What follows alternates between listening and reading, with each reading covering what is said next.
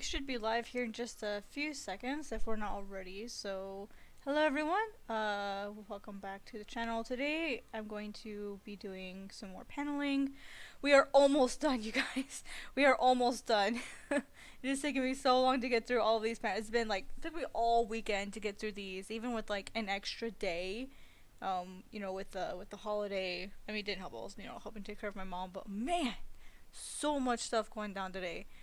So let me just double check. Twitter is updated, DeviantArt's updated, Discord should be updated. My Discord doesn't look like it's updating. Why is Discord not updating? Oh, why? I swear I've done this a gazillion times. Yeah, basically what we're going to be doing is I went through all of these pages on the first few days. And then I think I stopped right about here-ish with you guys, and so I kept going offline all night long, and I've gotten to pages 38 and 39. I did a few pages afterwards, and then I realized that for one of these pages I completely forgot to put in like any of the bubbles. And so I have to go back, and I had to do a lot of research on like what bubbles are used specifically. Because there were a lot of them that I didn't realize had really specific uses. Hey Sans, what's up, man? How are you? Sorry, I have my back temporarily turned to my chat screen while I get myself set up here. How you doing?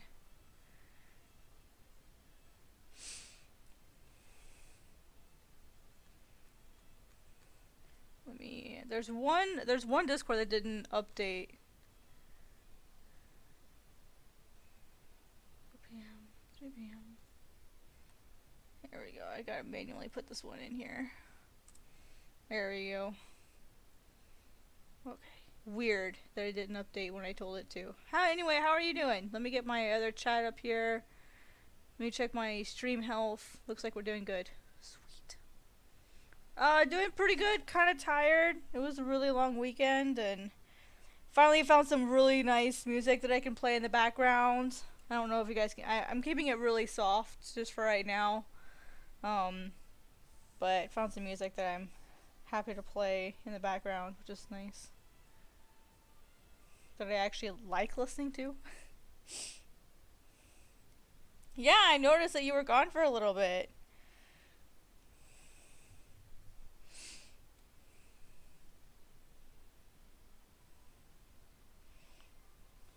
Kind of figured, oh, well, they've got some stuff that they got to get done, so I didn't really think too much about it.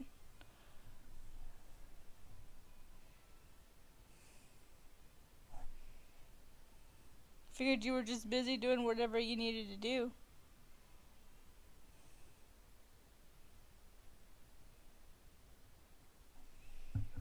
You know, people got stuff they gotta do, and, sometimes they gotta leave and then come back for a little bit.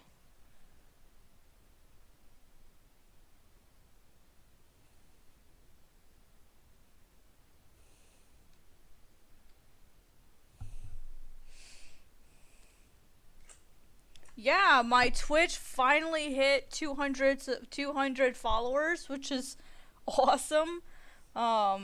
It's grown a lot over the last couple days, and so that's one thing that I'll be planning on celebrating.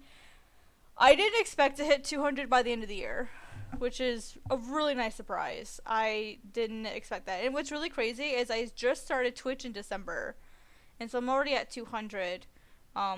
A lot of my personal stuff that I had going on, like with my mom and her health, is finally sorted, and so that'll be good to go. That's done and over with now. And from here until September 1st, sorry guys, just getting some stuff out. From here until September 1st, there's really not much else going on. It's pretty much like just gonna be me and whatever I need to do. So, which will be nice. I'll be able to just focus on my stuff. So time to get out the sake. Heck yeah. I know exactly what you mean. I I was actually really disappointed. I got a wine, a mead that I was really really looking forward to, and it tasted horrible. At least cold. I think this is a mead that I'm gonna have to drink warm.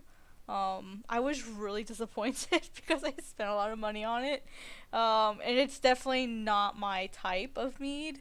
So I'm gonna have to mull it and see if I think it'll taste better that way. And almost every single mead that I've ever tried mulled has been really great. Um, yeah, I was really disappointed. So I'm gonna mull it, and then if it doesn't do well with mulling, I'll use it for cooking. Because I love using wine when I cook. Um, I use a lot of wine when I cook, especially sake. And oh shoot, what's it called? Mirin, mirin, mirin. I use that a lot, so I use a lot of wine when I cook.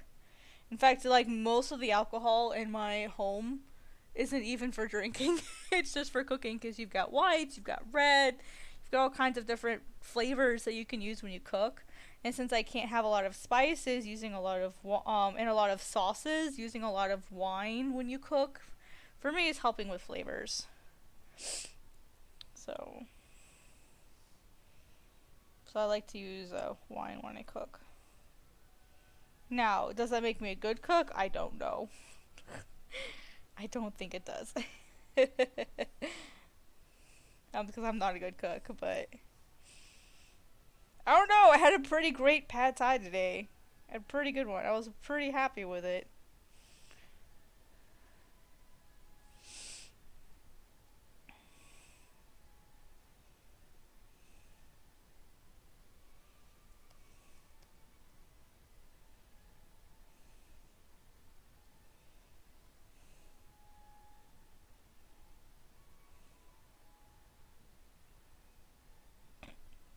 No, excuse me. I'm sorry.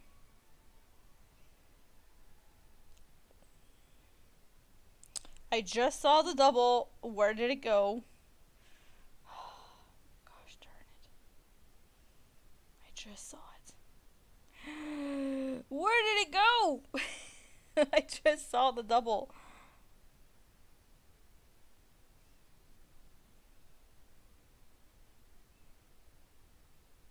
I know I just saw it.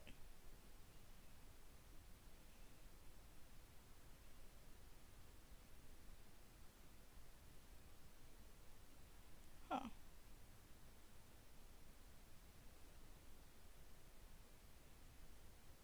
Am I must be go. I must be imagining stuff, yo.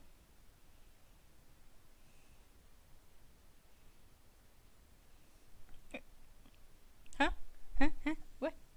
What? Hi, Michael. Hello. What's up? Oh no, you're fine. You're fine. You're good. No worries, man. No worries. Don't feel bad.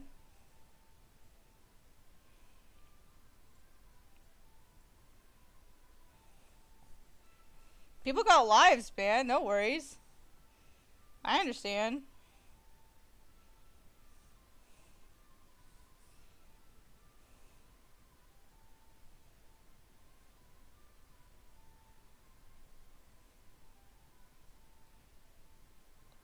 And I'm not the sort of person where it's like, oh my god, like, how are you guys, like, not even coming to my streams? Like, I have, like, 660 subscribers on YouTube. Like, why aren't you guys watching my streams? I'm so offended. No, you guys are fine. You guys are totally fine. I don't like expect people to like come to my stuff. I mean, like it would be really really nice if I could get like 100 viewers in my stream, because I would rack up watch time so fast. But it's not like a requirement. The reason why I'm streaming is I think I do better personally when I stream. In fact, I'm strongly considering starting to stream every day. Um, have like the first 5 minutes be or at least stream every day for at least a few minutes, and then on certain days continuing at like, so I want to start vlogging, right? Well, what I would really love to do is I'd love to do a stream every day, um, and just kind of talk about my day, what happened, what went on, then on certain days, continue the stream and do drawing. On certain days, I'll have to switch over and go do Twitch instead, because I have to keep my Twitch subscribers happy as well.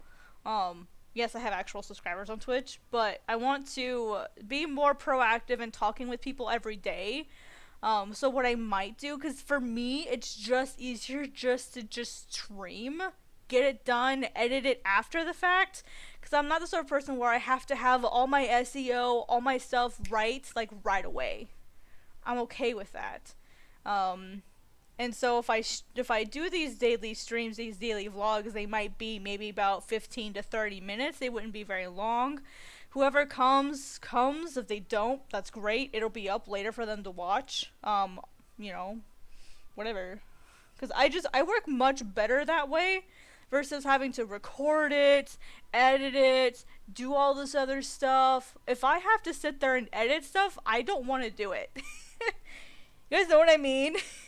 I just work much better in a live format.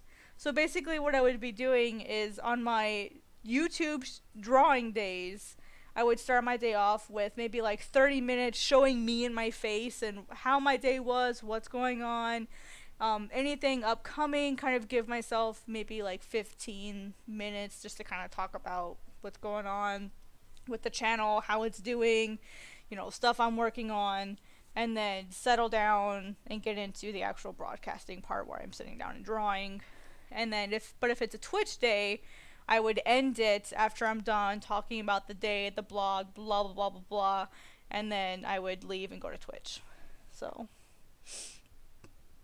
that's kind of something that I've strongly considered as far as how I want to start running the channel. Because I do much better when I'm live. I feel way more comfortable when I'm live.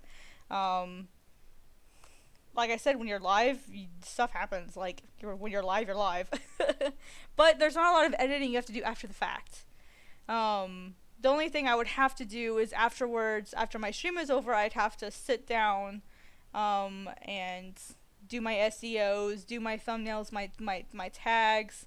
Well, the thumbnail I would do beforehand.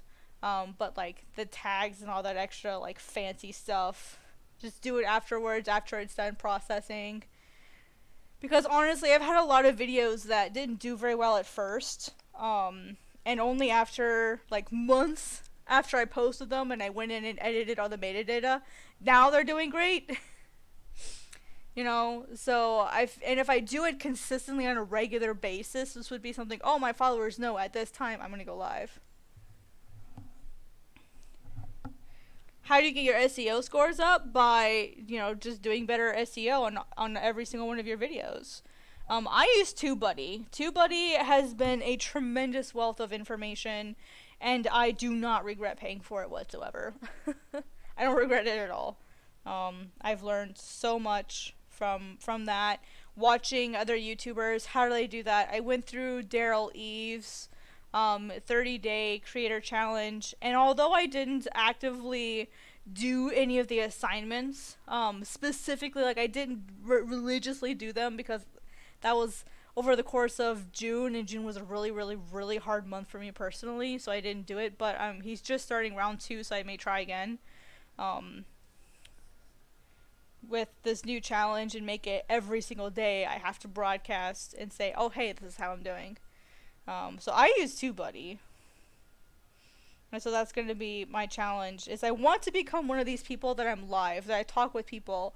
And eventually what I would really love to do is, if I can sustain myself on YouTube, I would love to travel and say, hey guys, we're going to go live today, we're going to do this. Especially once I get mobile streaming.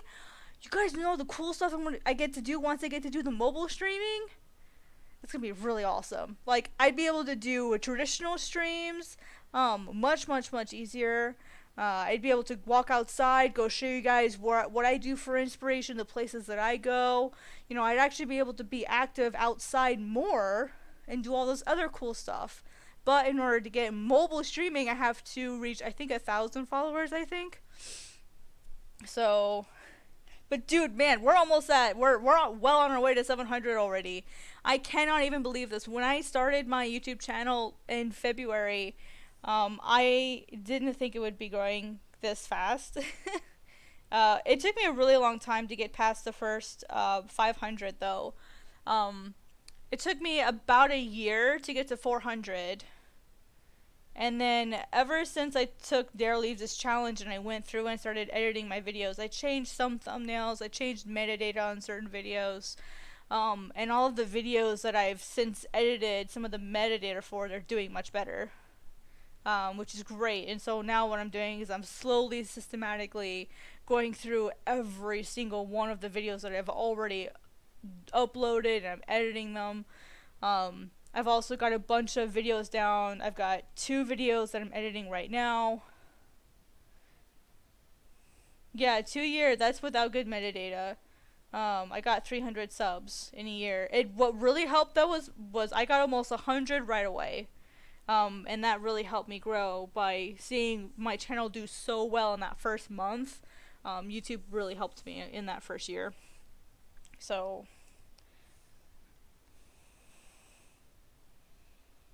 well, I got 100 in the first month because, remember, I have a following that's off of YouTube. Okay, I have DeviantArt, I have Instagram, I had my Twitter, I had all these other locations that I had followers from. And that's the thing, I'm not even promoting to my Instagram. I'm not even promoting my DeviantArt. That's stuff that I haven't quite figured out how I want to do. So what I need to do now is I need to start editing clips out of my videos and then putting them on Twitter. So that's without me promoting to DeviantArt or Twitter that much. Really, the only way that I really promote to DeviantArt is I have a journal, but I don't update it regularly every single time I post. So what I want to do is I'm going to create a special folder, and I'm just going to re-upload the thumbnail, and, then the description, blah, blah, blah. So I'm not even really promoting it outside YouTube that much. Other than my Discord, or the Discord servers that I'm on, and that's really it. So I've not even really been promoting that much. So I'm pretty sure that if I were more active in promoting more, I would be doing a lot better than I am now. And so that's kind of, some of the stuff I've been looking at, stepping back, just knowing that like once I'm done with this contest, all the stuff that I want to focus on, kind of writing a list of all of the to-do stuff that I have to do. Yeah, it's a lot to think about. Did I do bubbles on this page? Yeah, I did.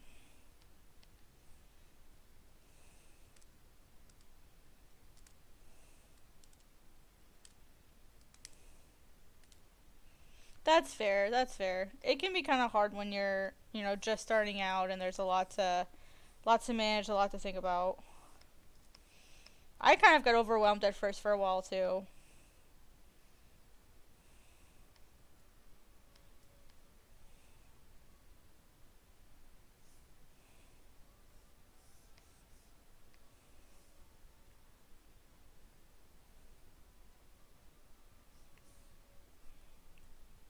There's been a lot of times where I just want to like run away from YouTube and be like, oh, I give up on this. But, that wouldn't really get anywhere, would it? Honestly, the main one that I really did want to run away from is Twitter. I really hate Twitter. But I know Twitter is like the platform where like all the cool influencers like talk to each other. Especially since you can like share links and stuff, and so Twitter is like the hip place to be. Hi, Miso. Miso, do you want to say hi to everybody? Miso, say hi. Yeah. Yes. Miso. Not super talkative today, is she? Hello, Addie. Is it Addie Vasquez? Vasquez. Is it Vasquez or Vasquez? Hello. How you doing? Fua is on Twitch.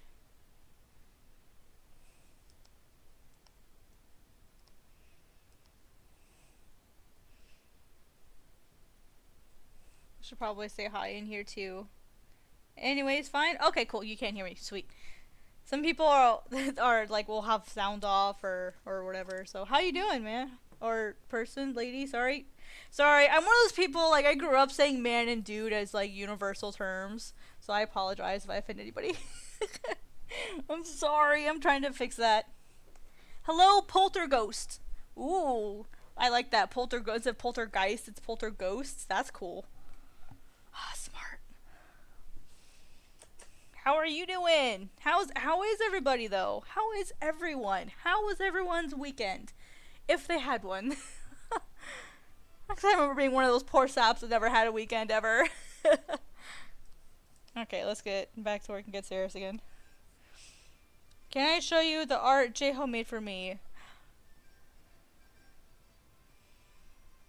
Oh, that's fine. Neko, art crumbs, it's all the same. Depending on if you knew me post, or depending on if you knew me on Instagram, you might know me as Neko or art crumbs.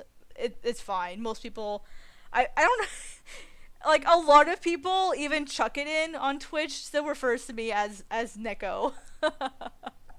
Still, like, after all this time, it's been like almost 7 months, he still refers to me as Neko. It's all good. Yeah, sure, that's fine.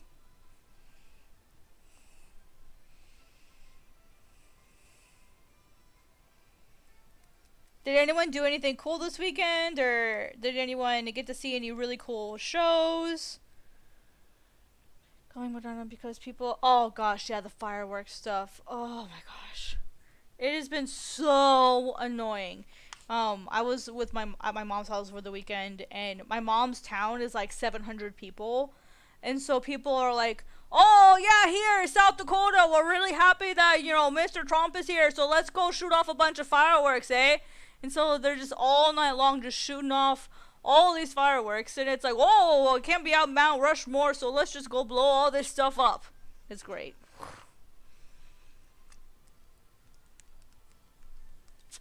Plus, you've got a lot of people coming through South Dakota now going to Sturgis. My accent's coming back.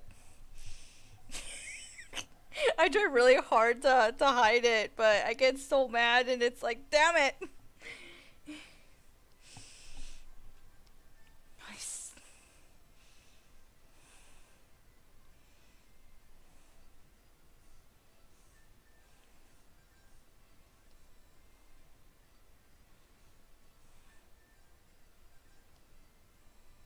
Yeah, even now, just out here in the city, we got people doing fireworks and stuff.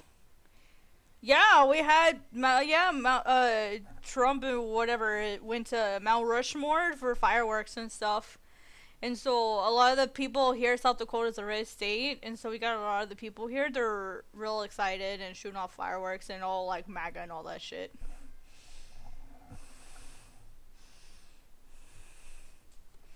Yeah, it's been an interesting weekend to be here in South Dakota. And suddenly everyone knows where South Dakota is. Because every time I tell people, oh, I'm from South Dakota, and they're like, where's that? It's south of North Dakota. You know where Minnesota and North Dakota is? Yeah, we're right there in that corner.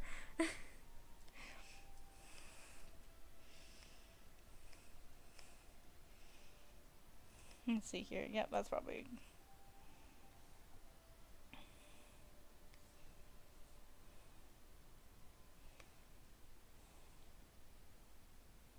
Trying to decide if I like where he's at here.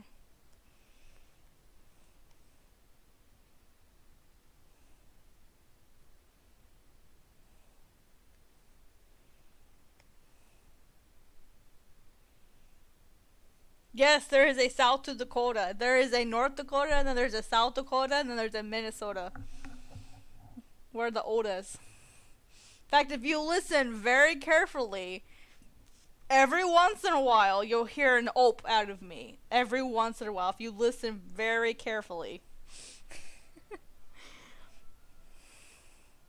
Now, if you know me in real life, all the time. Or there's the ope, and then there's the let me scoop past ya. That one's real. And then one of the things that people noticed when I went to Los Angeles, one of the ways that we greet people here is that you don't say how are you. It's so what do you know today? That's normal. That's a normal greeting here. You know, what do you know today? Is, you know, how are you? What's new? What's going on? And when I went out to LA and I would ask people, so like, oh, you know, what do you know today? And they just stare at me like, know about what? It's like, no, it's what's different today. How are you? What's going on?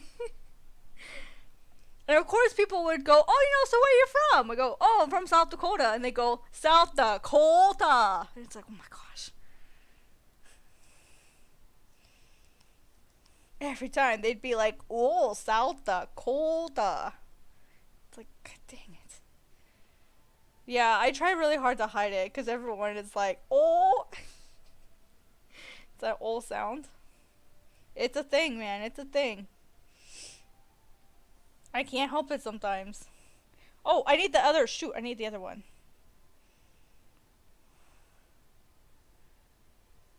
Where's the... Oh. Fuck, see, I did it! You ever been in the room where it happens?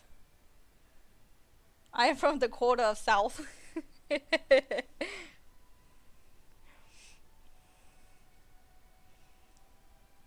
Addy, what, are you all Hamilton fans? Cause first, who was it first? Who was the first? My brain! Ghost said something about Hamilton. And then Purified Sand said Hamilton something, and then Addy's like, hey, so are, like, all y'all Hamilton fans? Well, I know Sans, I know you are, because you keep trying to get me to watch it. I know you are.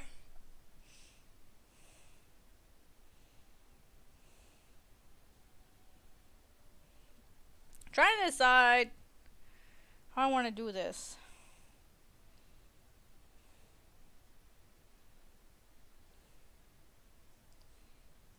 Maybe... Whoa, that was wrong. Let's move this one here. Oh, shit. There we go. Let's get rid of this. You are forcing me. You can't do that. America, you can't force me to do nothing. What the stars and stripes.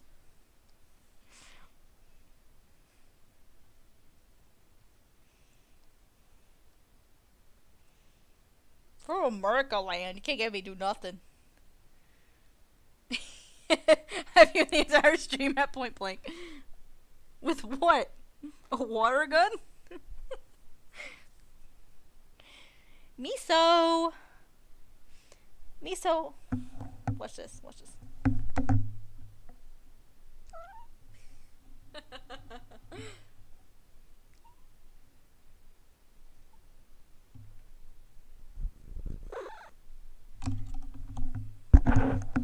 That's my cat.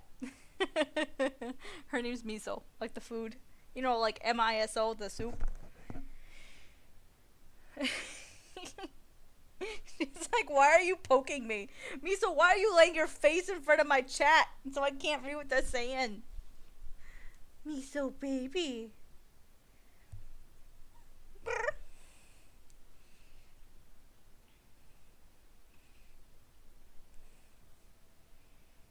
The forbidden limb we don't speak of? What? How was the forbidden limb? Oh! It's behaving. Like, how that took me like 30 seconds to process. It's doing okay. My arm. It's doing okay. It's a lot better. I've been icing it every single day. And when I sleep, I put a cold compress on it. And then a brace over that to kind of keep it, you know, good overnight. And for the most part, it's behaving. Every once in a while, I'll pick something up and hurt it. But for the most part, it's doing okay.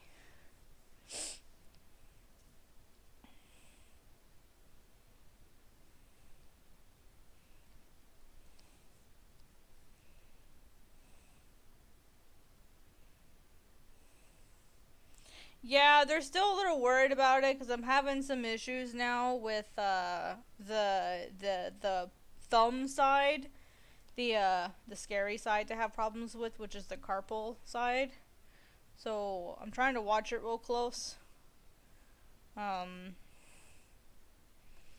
just make sure I'm resting it, and doing good, and not overworking it. So yeah, I've not been doing a lot of heavy drawing. That's the reason why a lot of the stuff that I've been doing lately has just been not drawing, like doing the panels and all this really boring stuff that a lot of people don't like watching. Anyway, so how many people here are also YouTubers? Do all of you have channels as well?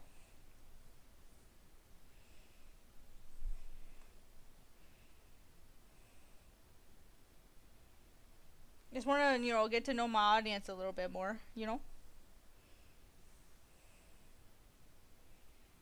Zeke, what you doing, buddy? Huh? Zeke? No, listen here, sir. Zeke. Zeke is the other. Ow! Zeke is the other cat. He's a little fireball, is what he is.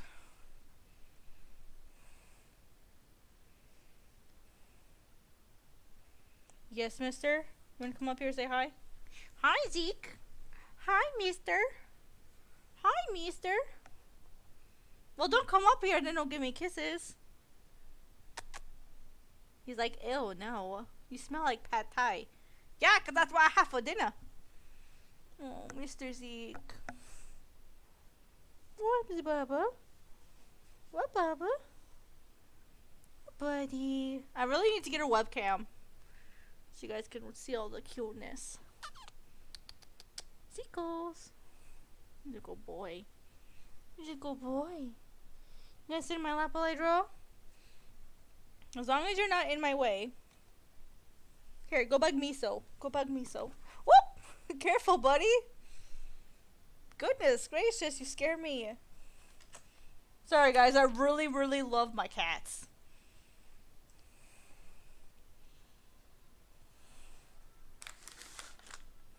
Can you tell? Yeah, I'm trying to get, I've got 2 desks.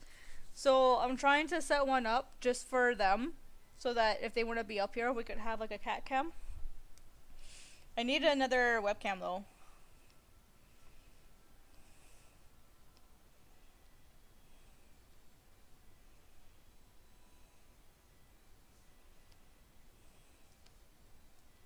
Wow, we got 7 people in here. Holy mo. Holy moly. Hi everyone. What's up? Don't feel shy. If you don't want to talk, that's totally okay. I just love talking, so don't mind me. Don't mind me none.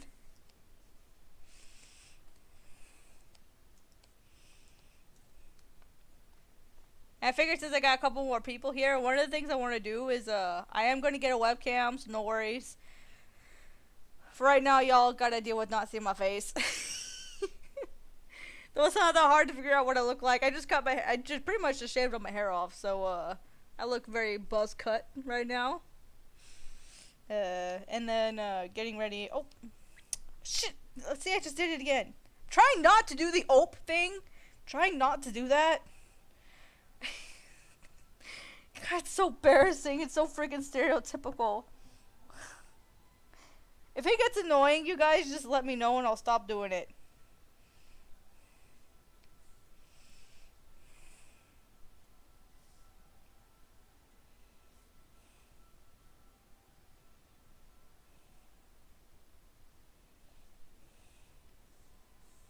Whoops.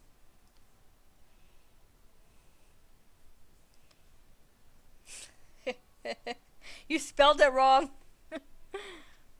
Yeah, it actually goes like this. That's how you spell ope.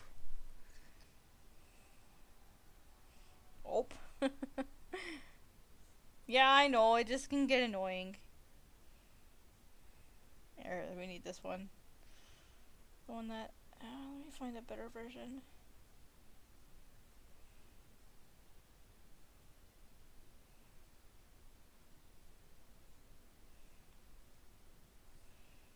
I know, guys, this is not the most fun part to watch. I'm sorry.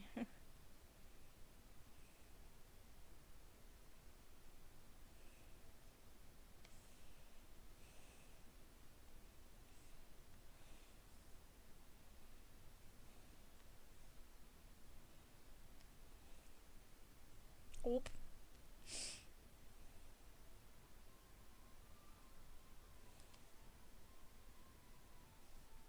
I just realized that this is not aligned like it should be.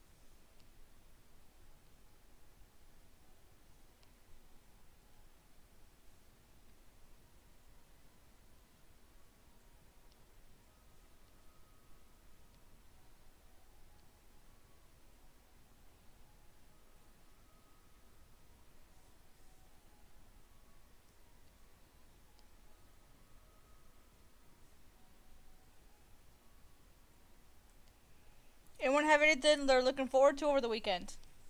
Or throughout the week, sorry.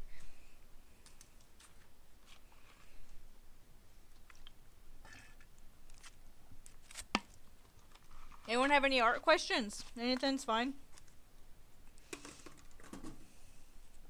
Tell me something you're looking forward to this weekend.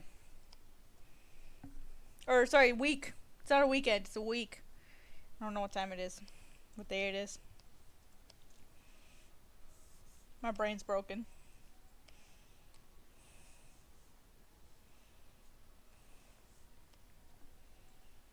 Trying to upload a video without having a mental breakdown. Oh, why are you having breakdowns though? What bothers you about it?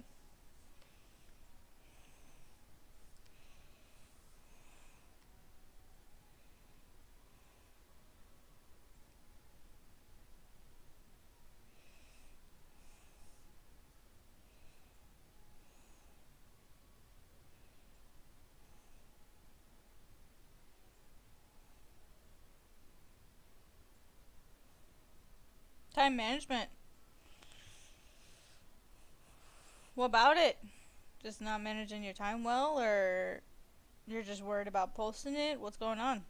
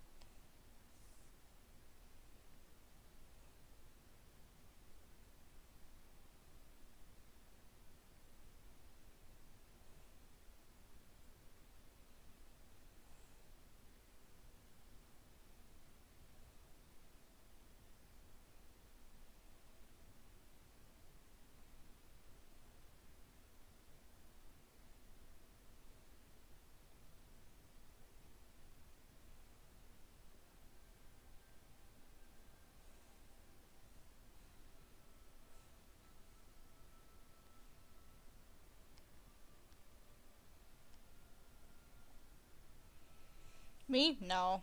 I didn't get any work orders this week as far as I know. So when I left work, there wasn't any orders for me to do. So I have no idea what I'm going to be doing this week at work. I have no idea. The big thing is I just got my new calendar. So I obsessively keep track of my calendars and my stuff as far as like what I got to do for the day. I'm pretty obsessive about it. Um, just because I got so much stuff going on, you know? And so I need to write out my schedule for this month, as far as what pages I'm doing on what day. So I'll feel a lot better once I get that down. And just kind of hoping that this new idea of me streaming every day for at least 30 minutes, just talking about my day and art stuff, whatever. Just hoping it goes well. Really nervous about it. Really nervous about it. It would be so much easier once I can get the mobile streaming, because then I can just do it during the day, you know, at work, on my lunch break or something. Maybe stream for like 20 minutes. But, yeah, it's hard. Just not sure what I'm gonna do.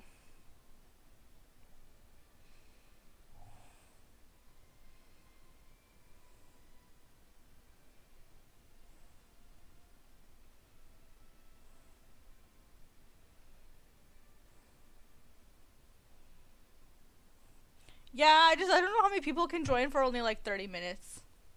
You know, I don't know, especially for only like, cause 4 days a week, I'm gonna do at least 2 hours. 3 days a week, I'm only gonna do like 30 minutes.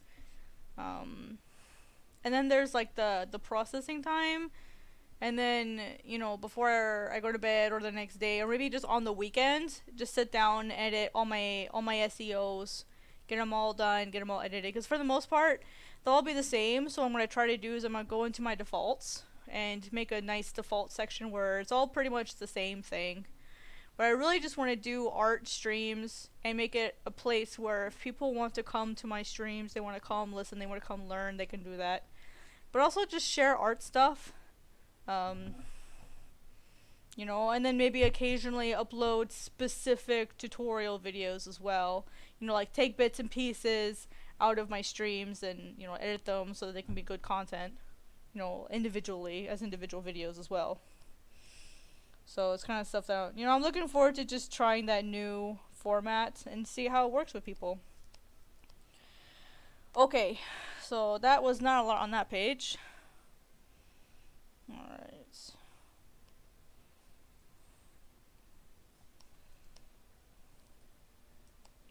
This one, this was actually a smart idea. What I should have done is I should have just done this from the start, and I would have had a lot of these pages done way more faster. These are all pencil sketches that I did on paper. These are really loose though, so some of them are kind of hard to understand. But you guys maybe can't understand it, but I can't.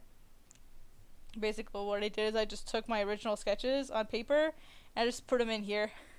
I should have done that first time. It would have been a lot easier, you know.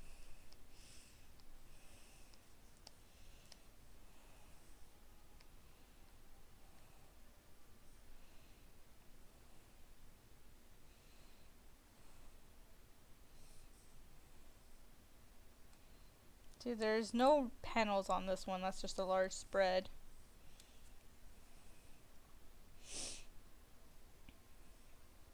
You know, I hope people enjoy it. This is something that I would really love to do.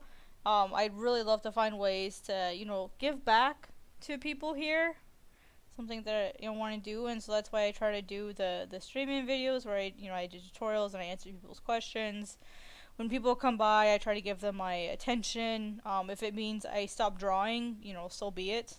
You know, I'm here for them. I'm not necessarily just here to make money or whatever. I'm actually here trying to learn and grow as well. So, you know, I hope that's something in time that people will just come to expect from me. Is I'll go live at a certain time every day, and we'll just talk about art stuff. You know, and I can do that here, and I can do that on Twitch. You know, I'll stream in both locations, and I'll have my Twitch people, and I'll have my YouTube people. At least until I get, you know, made exclusive to just one. You know, so that's really the only thing I'm really worried about is having Twitch and YouTube, you know, maybe fight against each other, or if I'm forced to choose one, that would be really difficult for me. And to be honest, if I was made to choose, I probably would go with YouTube if I had to choose. Only because with Twitch, yeah, sure, I have my, you know, the donation thing, and then I have the subscribers, but with YouTube, that's like evergreen content that I make money from just by streaming, and I can make money passively as well. You know, once they reach that monetization stage, I can go to bed and I'm still making money when I get views. You know, so with Twitch, doesn't necessarily happen that way.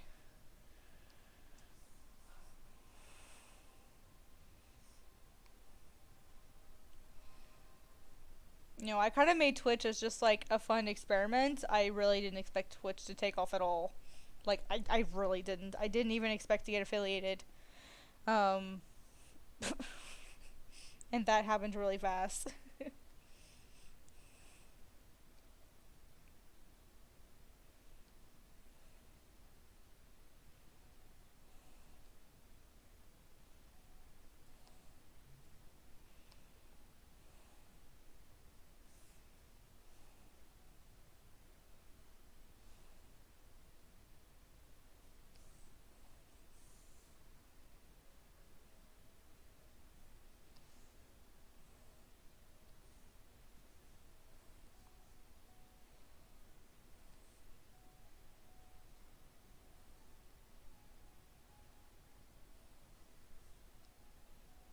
I just hope I can keep everybody happy, which I know is impossible.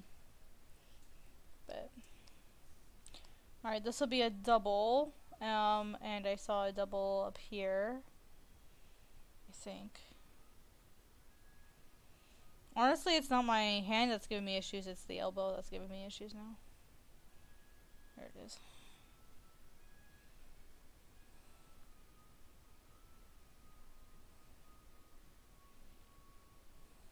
Yeah, a lot of people do both. And it's not necessarily a bad idea to do both. I just love being live. I love being live. I love talking with people.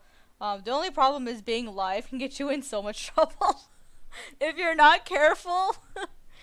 That's why, you know, I tell people, dude, it's fine. Like, I have the thing at the top of my window that, you know, questions are okay, and I encourage questions. Um, you know, I don't mind those things. And, you know, now that I'm, you know, kind of more official with Graphicsly and Clip Studio now, I'm trying to be a lot more careful and try to think about it every time I go live. It's just like being on the floor with Wacom, just like being on the floor with Clip Studio. You know, like at a convention, I gotta be, you know, formal, I gotta be official, that sort of stuff, the sort of mental aspect of it. So, alright, 1, 2, 3, 4, 5. Ooh, I did this backwards. I don't know if that's a good idea.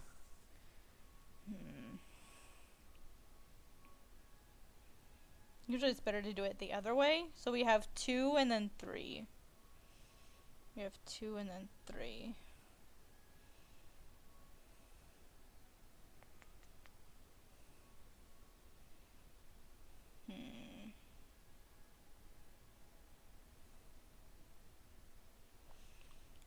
I'm still trying to figure out what schedule would work best because the only thing that throws a wrench in it is Thursdays. Because here's the problem.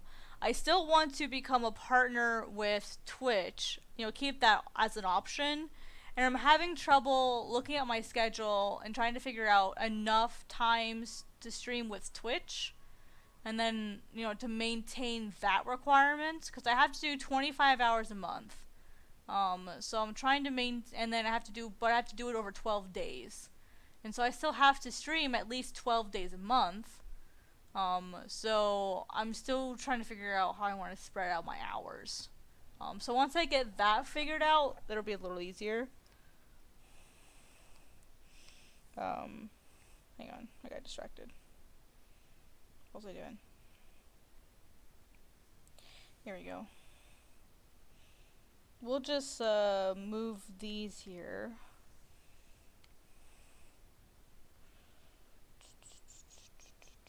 wonder if I can I flip these? Can I flip this?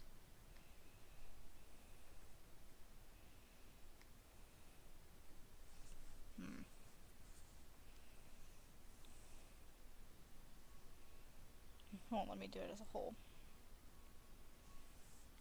Can I go to edit? No, it's not gonna let me. Back. Oh, I guess I'll just do it manually. Fine.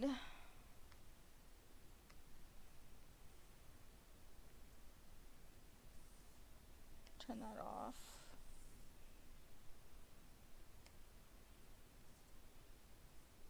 Oh, wait. Son.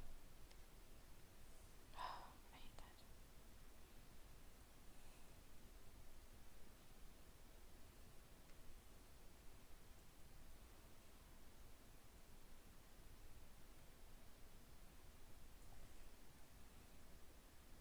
There we go.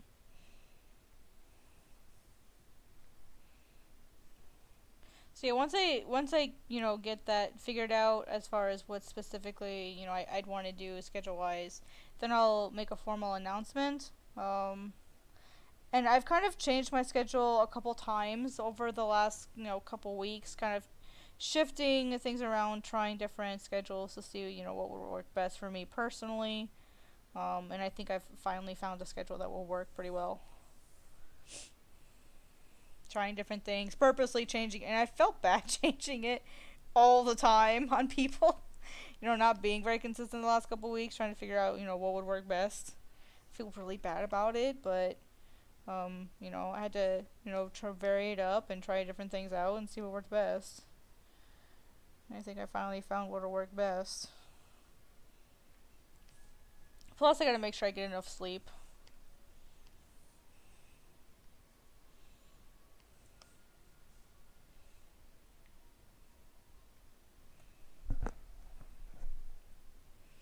Especially if I want to make something like this where I'm streaming every single day. I want to make sure that it's not gonna ruin me. Too late for that.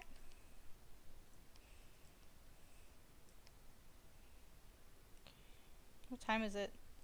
Oh, it's only 9:13. Alright, here's one cat. Where's the other one? He must be in the other room sleeping.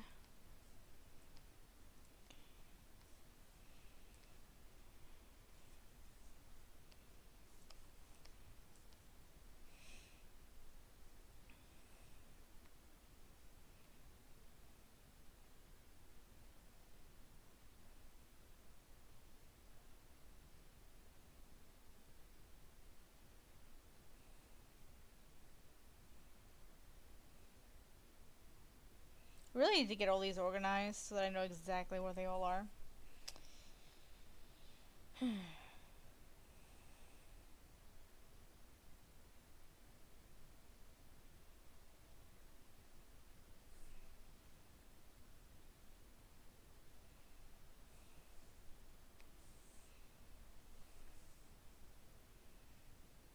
I started it. I've got some options here, but I didn't quite get through it all.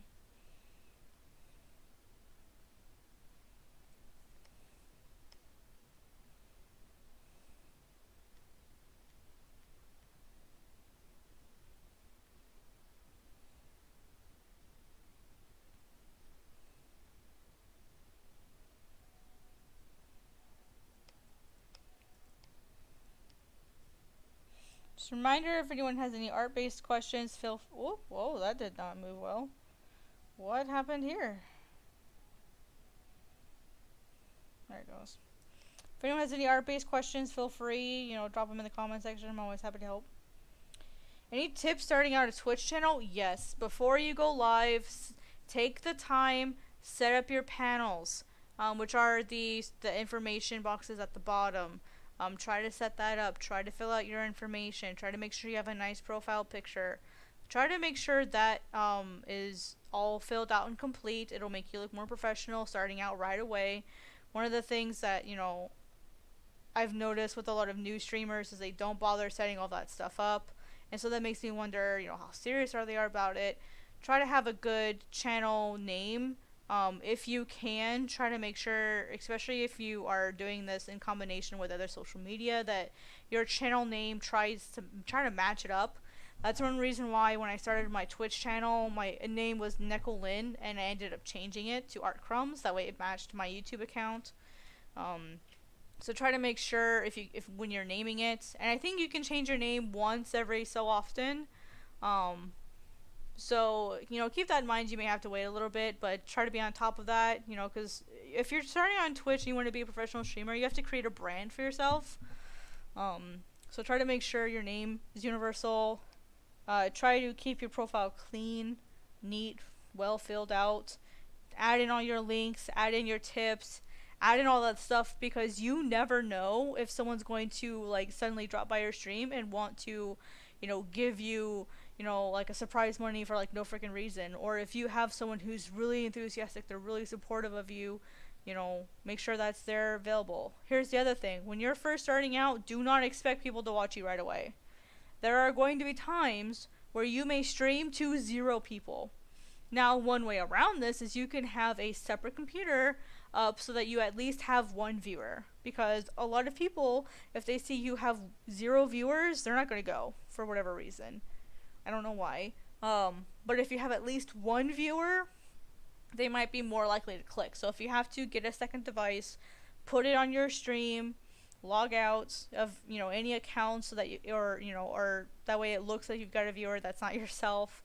That way that kind of helps you out a little bit, get seen. Try to pick a name that makes sense. My name is Art Crumbs. Most people can guess that I'm an artist. I mean, so try to be logical. If you're playing, fill out your tags. Try to have a good overlay, something that's interesting to look at. You don't want to overfill it with anything. That's why so my overlay right here, I've got Ox face in the bottom right corner. That's it. And then the question bar at the top saying that questions are okay. You don't need a webcam, okay? You don't need a webcam. I, for the most part, on Twitch, have not used a webcam. I used a webcam kind of off and on throughout my streams on Twitch, but it wasn't something that I used all the time. And I survived just fine. So if anyone tells you that you have to have a webcam to succeed, that's bullcrap. Now, will it help? Yeah, probably. But it's definitely not required by any means. It's not going to make or break you if you don't have one. But I do agree that it probably would help. But the biggest thing is just be patient. Just be patient. You may have to stream for months without any real viewers. And if you want to stream on Twitch, you have to stream on Twitch because you just want to stream. Okay, you can't look at Twitch as, hey, I want to get famous. I want to be a famous streamer. So I'm just going to go to Twitch. Oh, wait. Why aren't people watching? Set up a bot so that can help you moderate. Set up a bot that may occasionally drop an interesting question or will drop your links to your other social media. Set that up as well. There's all kinds of different bots out there that you can use, and that can help fill your streams more so that it doesn't necessarily look so empty. Plus, what's really great about Nightbot, well, I use Nightbot specifically. You've got logs as far as your text logs. So Nightbot logs every single thing, and it gives me a timestamp. I had a scenario when I first started streaming where I had this person that kept coming into my streams and insulting me, calling me fat, calling me stupid, calling me ugly, was getting really, really, really nasty, all because I would not play a song that they requested. And it got really nasty. And because I had my Nightbot set up, I was able to help get them out of there quicker, help spot them quicker, and have a log of everything that was said. Just in case it came up later to the staff, which it never did. But, if it had occurred, I would have had all of the logs. So just, take the time to set up that stuff. If you can, do it ahead of time.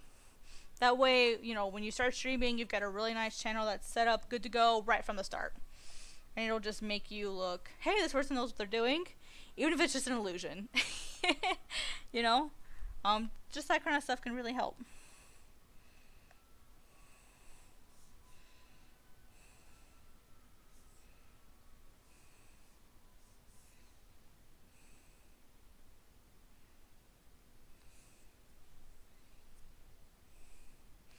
Yeah, try to have an interesting icon. Try to have a nice color scheme going. Now that they've got a background, try to have your background. If you want to have a channel trailer set up right away, dude, go for it. If you can't do it right away, and you want to do a few streams first and then make your channel trailer, dude, that's fine. I still don't have mine set up, and I need to. I'm still editing mine, because I want to make sure it's a nice video. So basically, it's just like YouTube. Fill out all your boxes. Dot your I's and J's and whatever, and cross your T's. Just take the time and do good.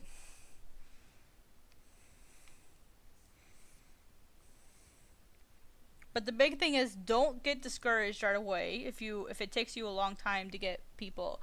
So for me, I grew really fast because, one, I put myself out there to a lot of other streamers. I would go to other people's streams and just talk. Just generally watch, see how they interacted with their people, see how they did their overlays, see what bots they had, all that stuff. And just because I just generally liked what they were drawing. Chuck It In is one of the first people that I ever followed. I think he's the first person that I ever followed on Twitch. I'm pretty sure he's the first person I ever followed. And he is so nice. He is so chill. I made sure, I went to his streams whenever I could. I say hello. I lurk in his streams all the time.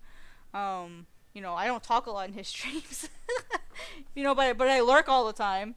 And he's really nice, so just take the time to get to know other people. And it's that networking concept that will really, really help you grow on Twitch. So that's probably the biggest advice I can give people is, put yourself out there. And it's going to take time. It's going to take effort. Unfortunately.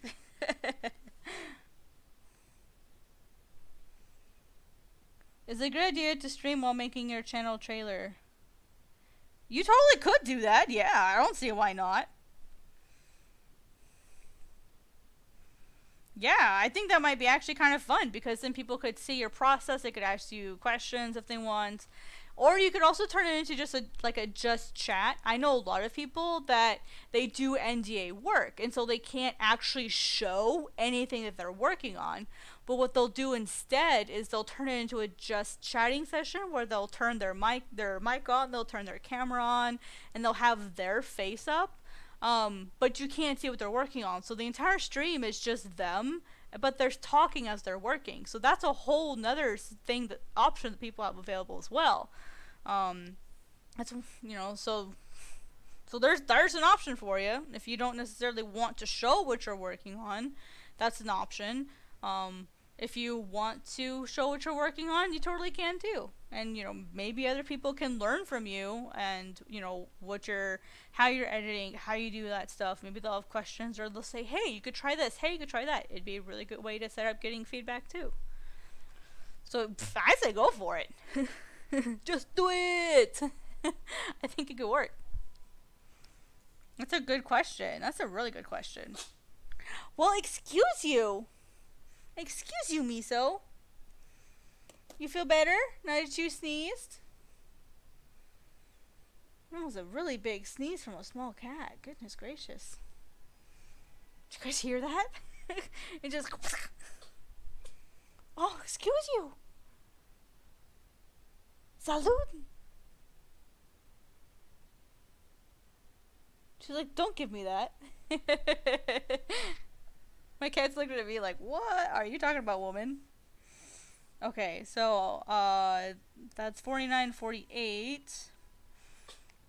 Miso! Excuse you! Do I need to take you into the vet? Are you getting another infection? Do I need to take you in again? Probably wouldn't be a bad idea, huh? Probably wouldn't be a bad idea. Just get you taken in again while they're open.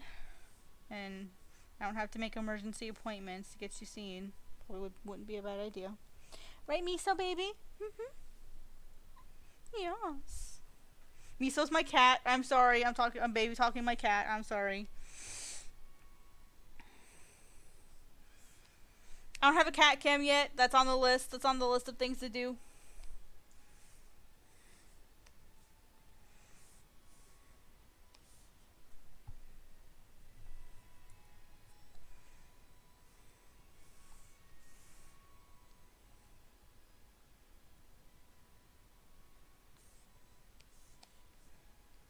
Yeah, sorry guys, I'm not drawing yet. This isn't the interesting part. I'm so sorry. I know, I feel bad because I'm not doing the drawing portion, and I know that this is the boring part, just watching people do the panels and stuff. I feel bad. It's like, oh, she's gonna do an art stream, and I'm like, yeah, but this is art. This is how you make comic books. Like, this is a part of the process. And it makes me feel bad.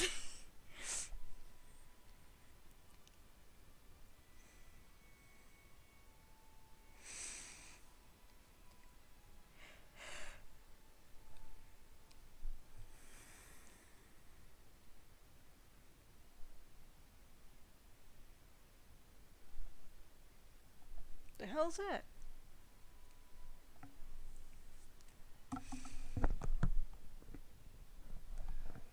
Okay, well, thank you for coming in, Sans. I really appreciate it. Go get some sleep and have a good rest, and I'll probably be here for quite a bit more. So I definitely gotta get all these pages done today.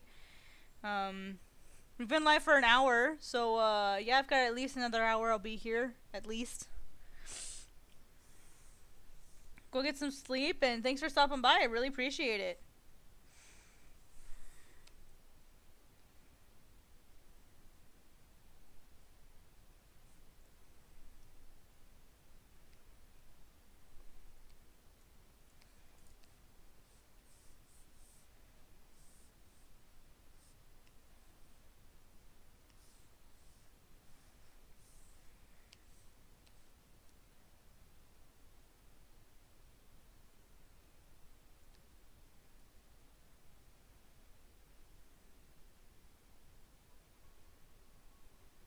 Oh, we got 2 bubbles here.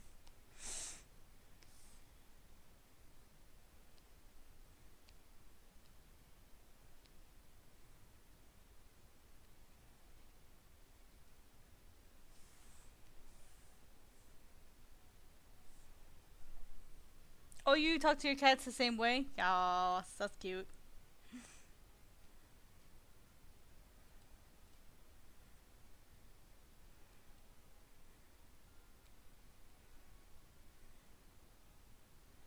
You know, I probably should make that not that one. Let's do a more threatening oval here. I like that more threatening oval. Let's do this one. No, no, the wrong one. Twat.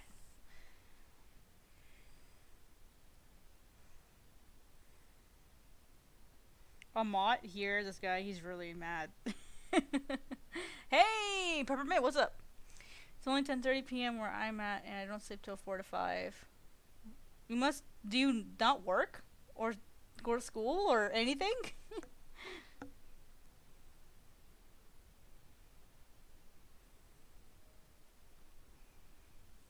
See, I have to go to work at a decent time, because I have to go to sleep at a decent time, because I gotta go to work.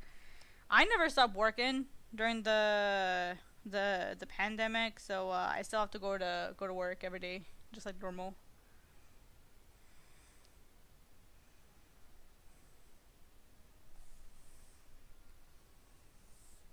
Let's do a different one. I don't want it to look that threatening, but I think one like this would work. Because I've used this one quite a bit. Oh, so they know that it's more.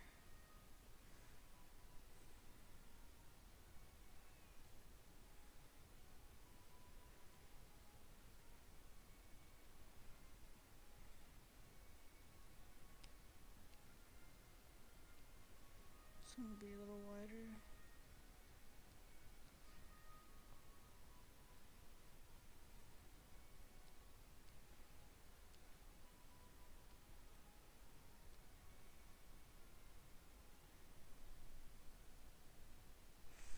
I'm actually not drawing per se at the moment. I'm actually doing my paneling and putting in my speech bubbles.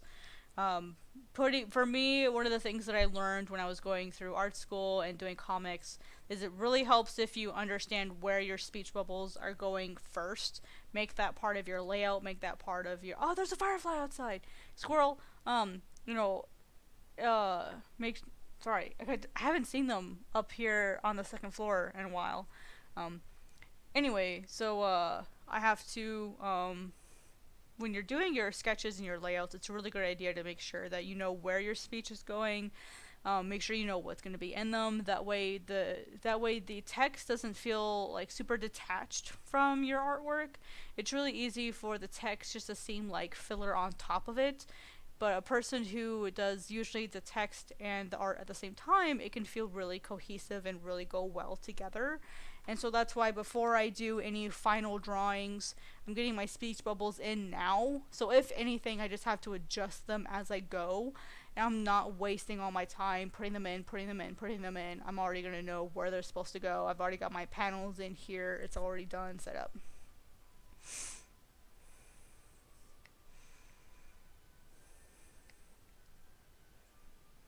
Mm-hmm. Yeah, my workplace is an essential business, and so we don't have off time, which it sucks. Not gonna lie, but I'm glad that I still have my job, but it's still hard sometimes. It's like, man, I wish I could stay home and get an extra $600 a week. But I'm really thankful that I still have my job and I don't have to worry about that. So I'm trying to be grateful for it. Um, and I can't even imagine doing online school. I really suck at school online, and so I know I would really struggle with that. The few times I've tried to do online courses, online assignments, whatever, I just never do really well. I'm definitely an in-person person, unfortunately.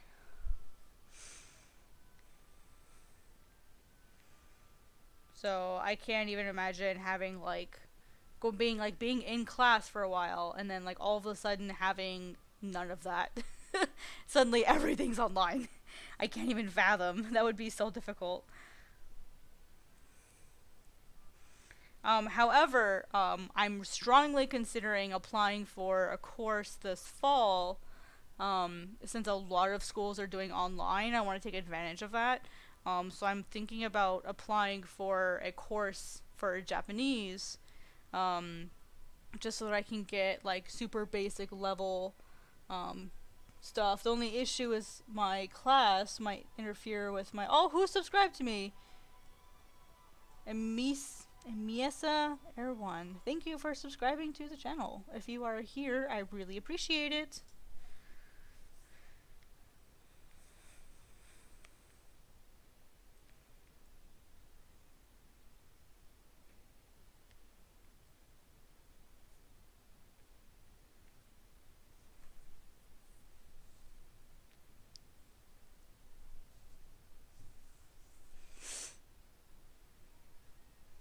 Anyway, my big concern is the class schedule might interfere with my work schedule. And so I might, depending on if I'm trying to find a course that's like 1 day a week, and then just see if I can switch my work schedule to like a 4-10, where I work 4 days a week but go in 10 hours. Might see if I could do something like that. I don't know. Plus, there's paying for the class. I gotta make sure I can actually afford to pay it because I saw a drop in pay with COVID. I had a couple weeks there where I lost money. I didn't get fired or anything, but I lost some income. Um, so I'm trying to save up some money too. So I want to make sure I can actually afford the course before I sign up for it. The good news is if I enroll in school, my student loans will be put on hold. So.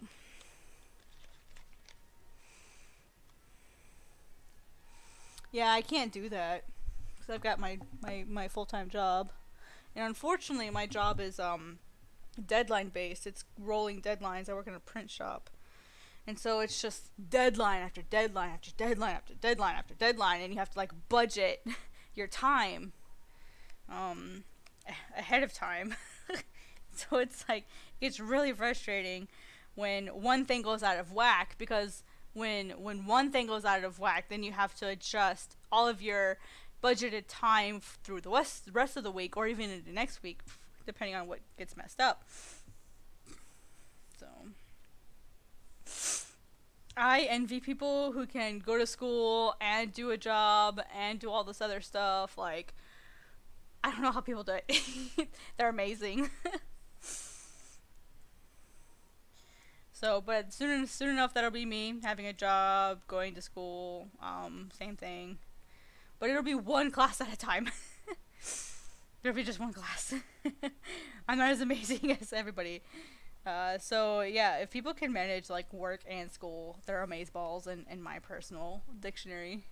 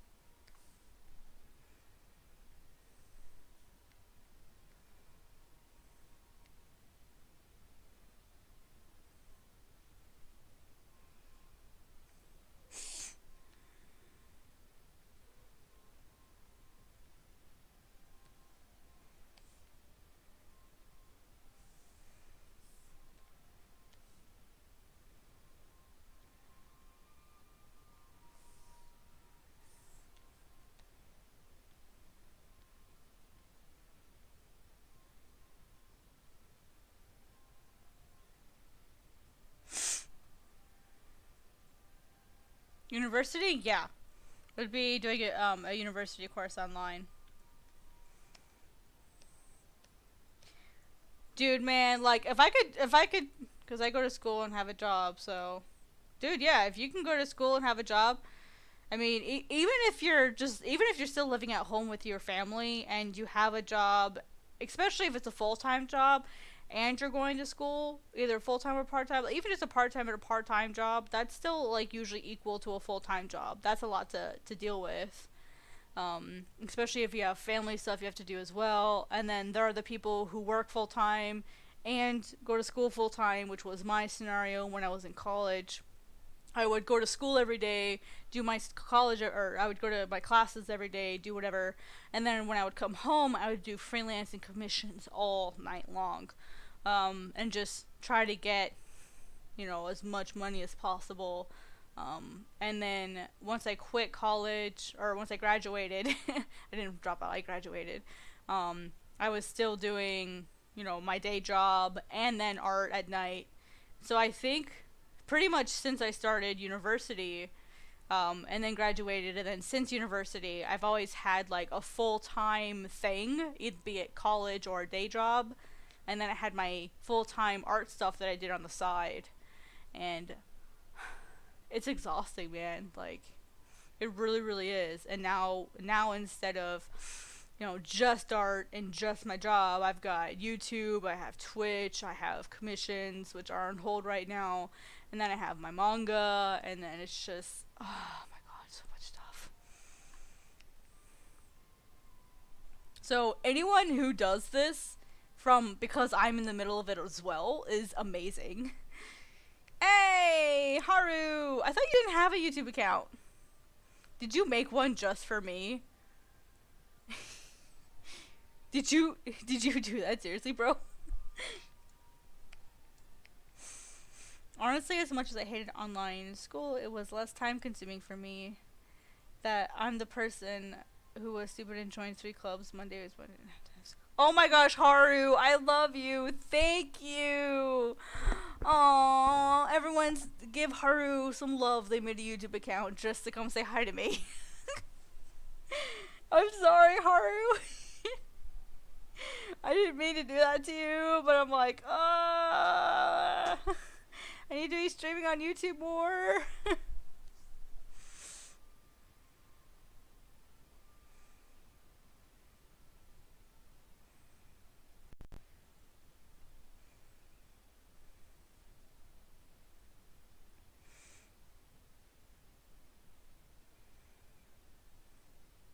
I know. I just feel bad that like you went through all that stuff. Up, autosave. Got my blue spinny wheel of death here while it's thinking about it. What? Hey, Club Studio, bruh. Don't even.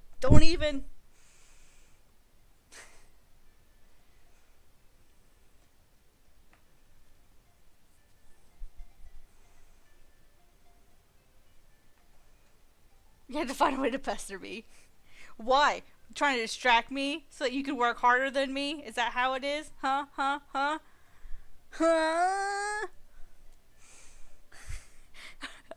I saw you all change your statuses to work hard. And then I changed it to F that. I don't know if you noticed.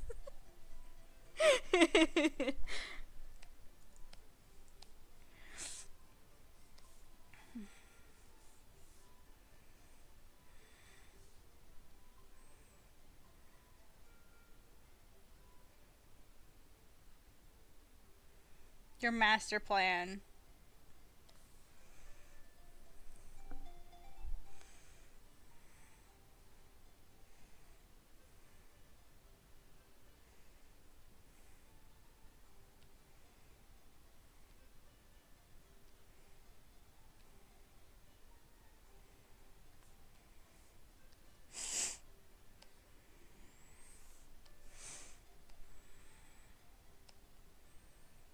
I don't even know what I wrote here. What does that say? Now we're even.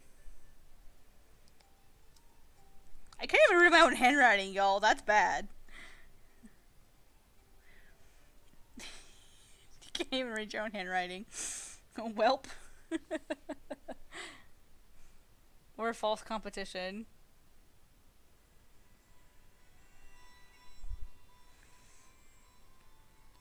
I don't need false competition, y'all. I can be a workaholic all by myself, thank you. My handwriting, oh my gosh, my handwriting is so bad, so let's make a new one. I'll show you guys. I'll show you guys just how bad it is. I'll take a break anyway. Hey, Dustin.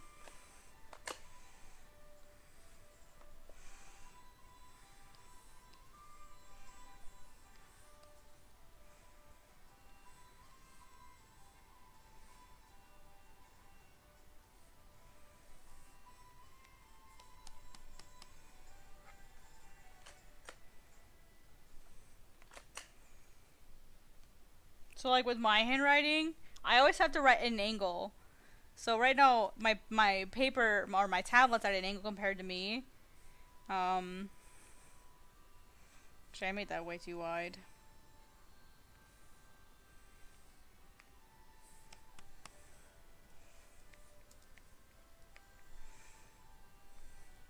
This will be fun. Let's do this. Let's see. Oh, dang it! I did the ope again.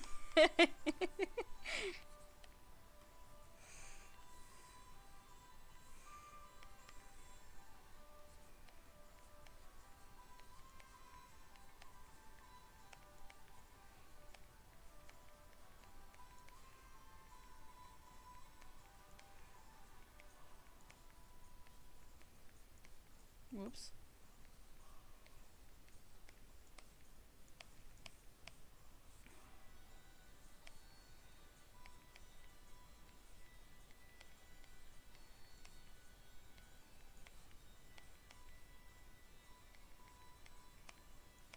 Yeah.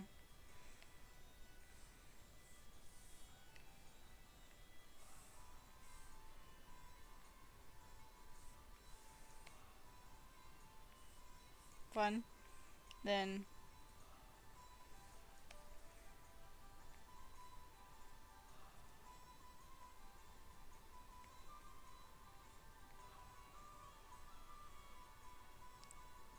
make a separate layer. Make it a separate color.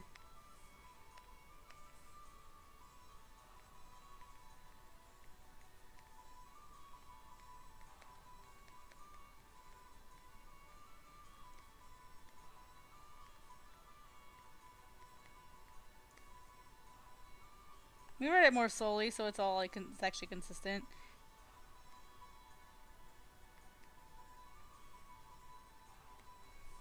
There you go. It's my handwriting.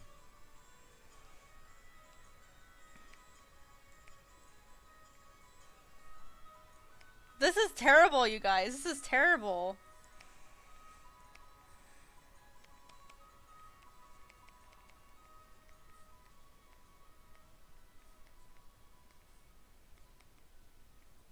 This is actually how I write when I'm actually writing normally. So this is when I'm writing slowly, and then when I'm writing quick, I'll write like this.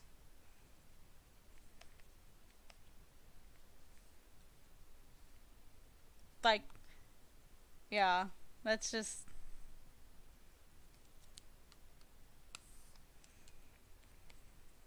Now, if I write neatly,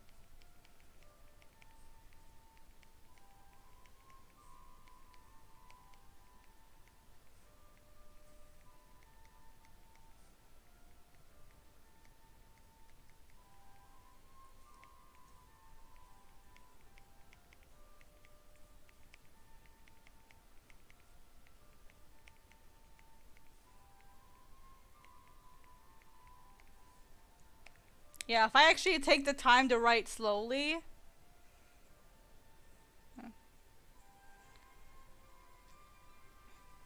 Yeah, I use one. I have an Amish guide. I actually learned how to use that thing. So if you guys don't know what an I don't know if I'm even saying it correctly, an Amish guide. Basically what it is it's this device. So mine basically looks like this. So it's this thing that has like a bunch of holes in it at an angle. And what it does is, so it has a flat side down here. You put this on a straight edge, and you put your pen in a hole, and you basically drag it along your straight edge. And what it does is it helps set up these lines so that they're evenly spaced. It'll set up your cap line, your base line, and then your midline. And so that as you're writing your text, you're able to write very, very clearly. So for example, if this is my cap, my bottom, and my midline, I can write very, very neatly. It's hard because this is so big, but you know, so you can write really, really neatly. Another thing with comic book handwriting, just a fun little thing you guys should look for. So with the letter I, and Dustin, you probably know this, the letter I is special. So if the I is by itself, you have to put these on it. That's very typical. You'll put the oh, I forget what they actually call these things. So you'll actually put this on the with the actual word. Oh yeah, I just use a computer, so I do it digitally. But if it's with like say you're doing the words illusion. Oh, that's a really hard one. But if you're doing the word illusion, what you can do is you'll do just a single stroke and then this. So basically, oops, if I get my, oh, let's see, there we go. So basically what you'll do is if it's part of a word, especially if it's the first letter, you do just a straight I. But if it's like, I saw this, you put the top and bottom on it. Fun fact, in case y'all didn't know that. Fun little comic thing. Same thing with the Y. The Y is really fun to look at when you look at comics back in the day that were hand lettered, because the Y is one way you can tell who the letterer is. Sometimes it'll be kind of curved, sometimes it'll be really straight. Sometimes it'll go most of the way down to the bottom. The M is really fun to look at too, like who does just the midline, who does all the way down to the bottom, which I don't see a lot of those. The N, so I have a curved loop here. Some of them are very straight.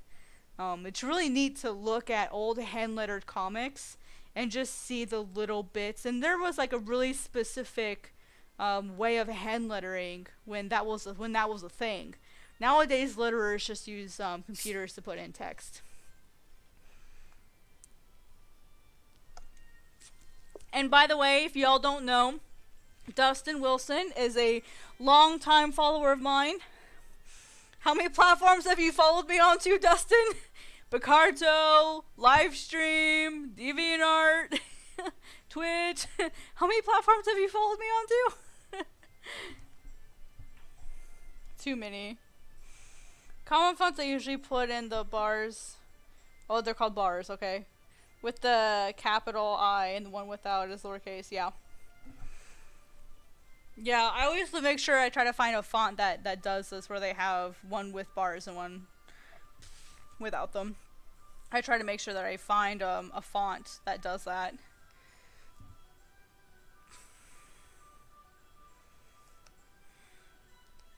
No Comic Sans! No Comic Sans. If I see any one of y'all using Comic Sans in your comics, I'm coming for ya. God, I hate it when I see Comic Sans, especially in comics. I want to throw up. I know, it looks so nice. but that's why it's so overused. It's because it looks so nice. It's like Helvetica. It's everywhere. Or Impact. Impact's everywhere as well.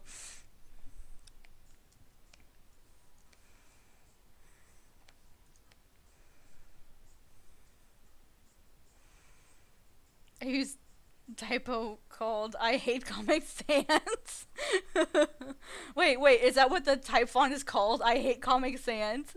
Is that what it's called? That would be a glorious font name.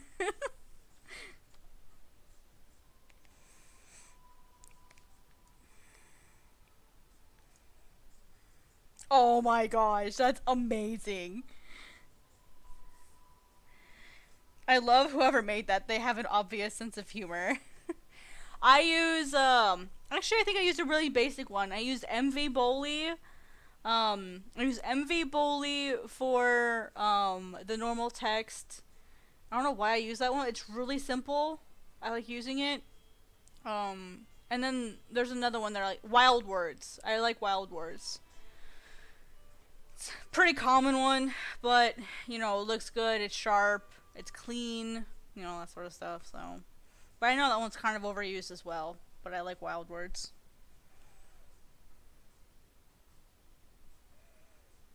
Comica's nice, yeah, that one's good too. I'm trying to figure out if I want to have a different font for, Amat when he speaks. But I think I'm not going to do that. I kind of want to, just so that people know that it's him. And then for the cover, the title, I have a specific font for that. It's called Mixed Cutouts. I really, really like it. Okay, 1, 2, 3, 1, 2, 3. No, 1. I'm gonna do that. I think I'll grab a set of 3, and then I'll just do it twice.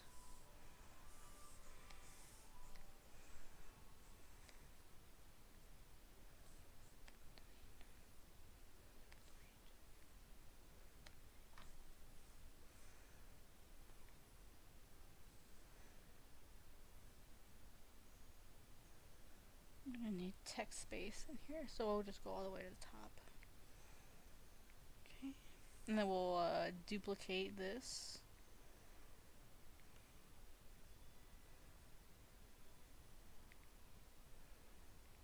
Okay.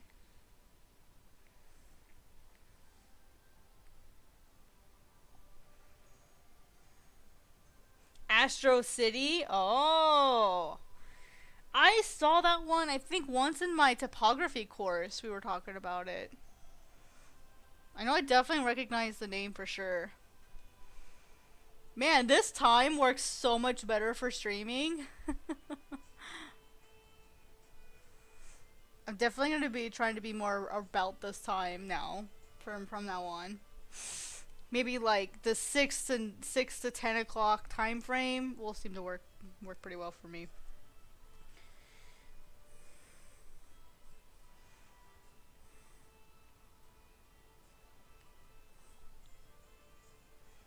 Yeah, it's old.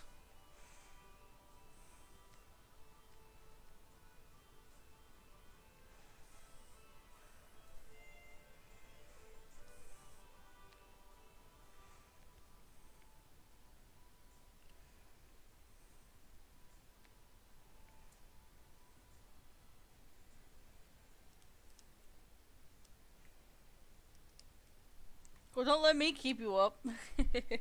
Yeah, that's kind of what I've done is the last couple days, I'm sure y'all have noticed, I've streamed at a different time every single day. And that was on purpose.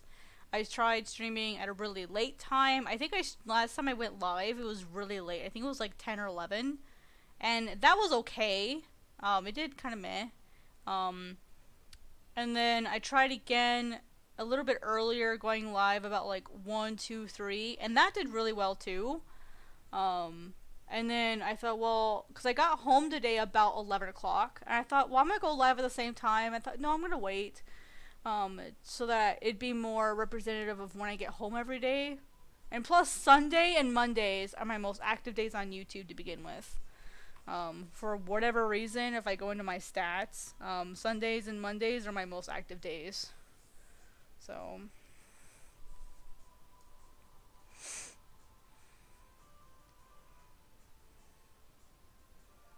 I don't know why Mondays. A lot of people say that they have less activity on Mondays.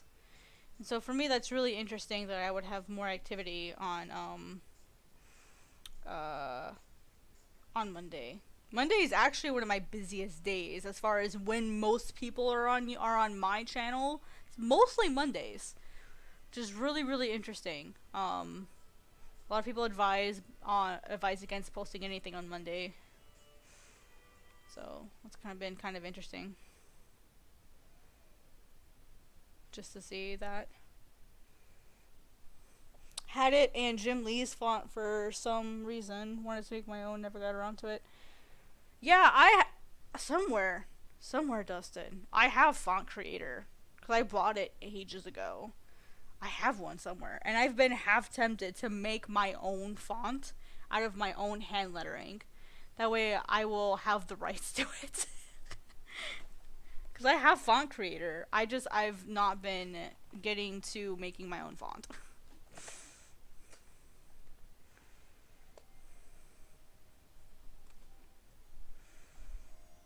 Hang on, guys. I gotta adjust my seating here.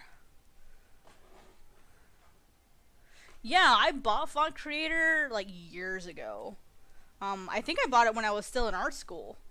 And I still have it. I just have to reinstall it. I don't believe so. I think it's super cheap though. It's really cheap, I think.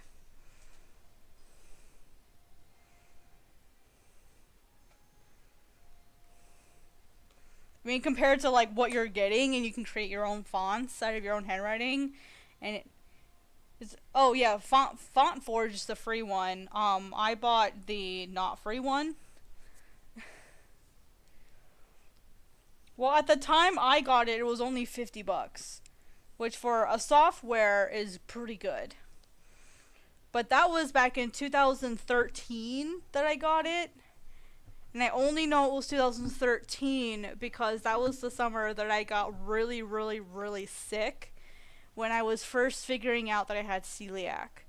So that's the only reason I know is because that was one of the things that I would do when I was sick is I would stay home and I'd work on creating a font. So I don't know if it's still $50, but that's something you could look into.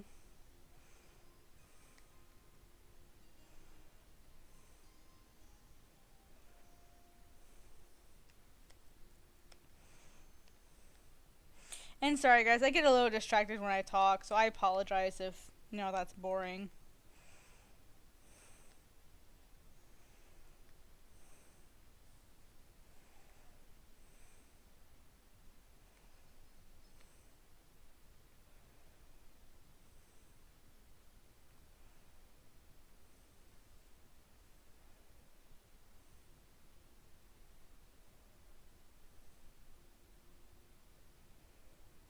Font Lab, yeah, that's really expensive. I just do Font Creator. That's the one that I have.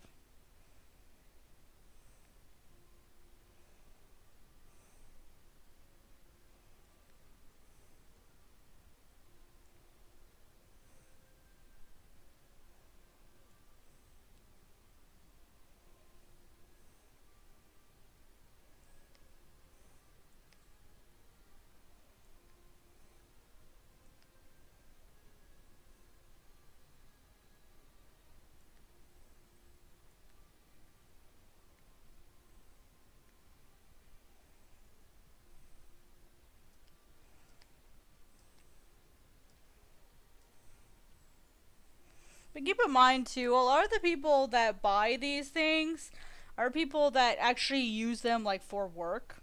You know, they're people that use them on a regular basis, and they need stuff like that. For me, that's why I have the entire Adobe Master suite of CS6. I didn't buy it just because I wanted to. I didn't buy it just because I could. I bought it because I had to. You know, I had to have it for school.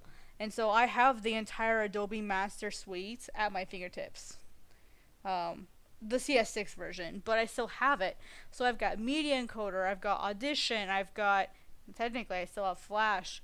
I've got all of that old stuff that if I need to go convert a clip, if I need to go convert a sound thing, if I need to go convert a video, you know, if I use Premiere Pro for my video editing, I don't have to pay a dime for it.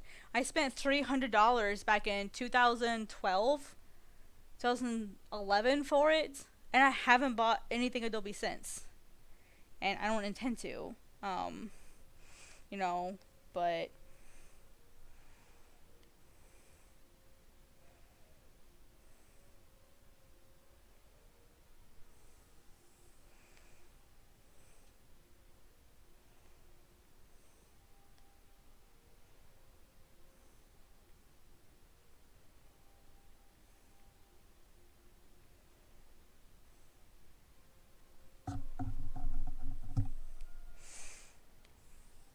now that doesn't mean that Adobe's not overpriced. It completely is.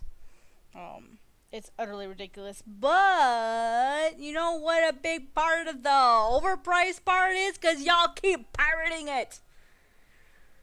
And Adobe being just greedy bastards. It's a horrible combination of both.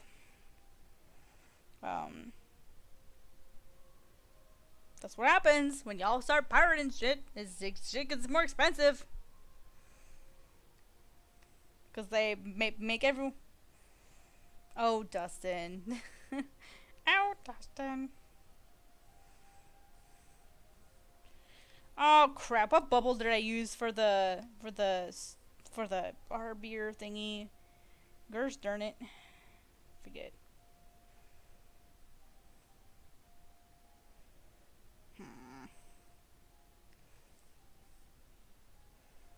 I had a special bubble for it, and now I forget which one it was.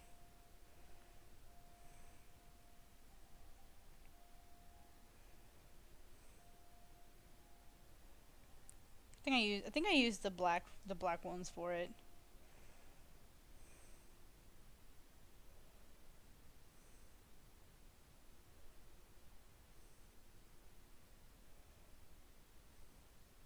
Oh, interesting.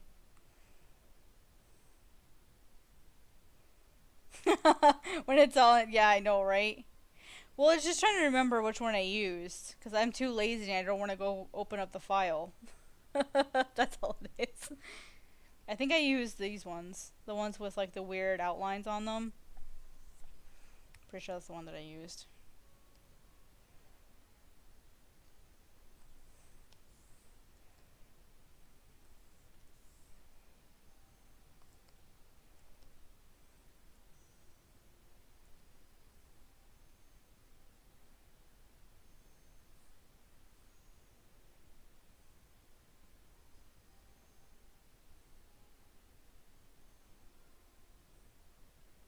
I'll find out later.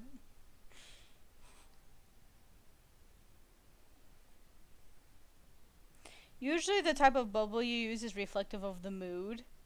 You know, so that's something important to think about, is usually it's a mood thing. But every once in a while, you know, I'll try to... My work just pays for my Adobe right now. I haven't had to pay a subscription yet. Oh, yeah, that's how it was when I was with Tokyo Pop as well. I had to have the newest version of the Adobe when I was doing my internship with them, and they paid for my version, and so I just used that. I was really sad to kind of give it up when I left. I was really sad that I couldn't use it anymore. So, but it's fair, you know, I'm not with the company anymore, so I don't get to use it still. But I was like, damn, this is nice. Well, hey, looky who just sent me a text message. It's Nucleus there.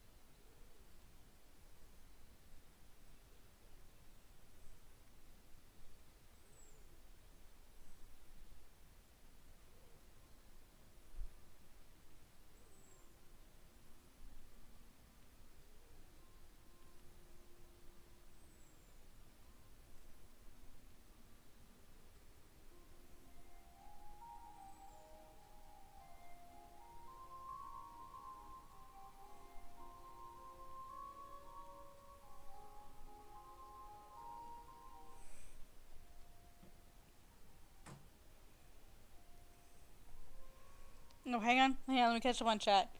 Now you get two computers with each license, so I just log in at home. Oh, you naughty. Tell her. Tell her.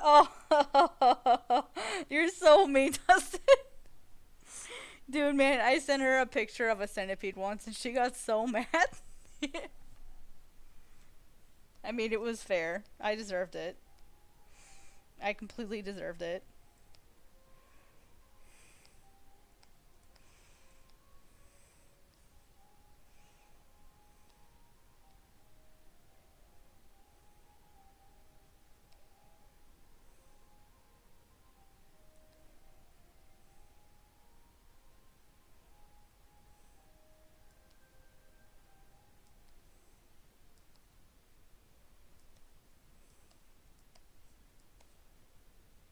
Is this handwriting?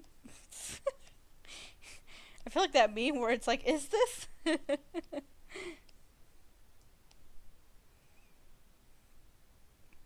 I mean, I have her address. I could give it to you.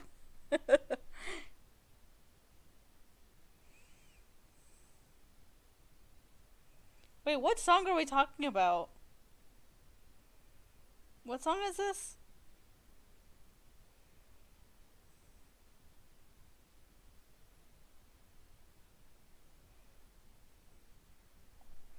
Did I miss something? Did I miss a memo? What did I miss?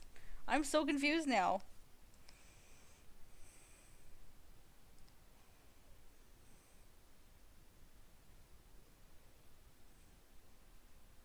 Oh, okay. Got it. Got it. No, you're good. My brain just went,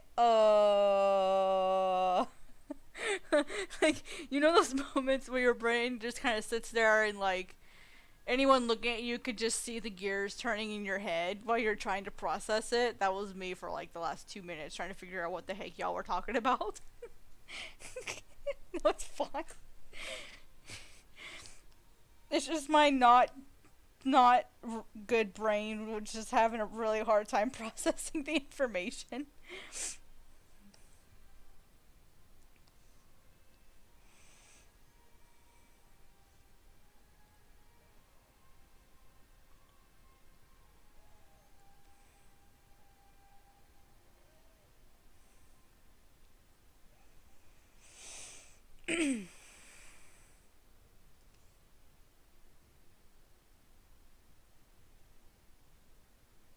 Clip Studio, buddy, best friend, pal of mine, you're gonna be okay, right? You're thinking off. There you go. He was thinking awful hard about it.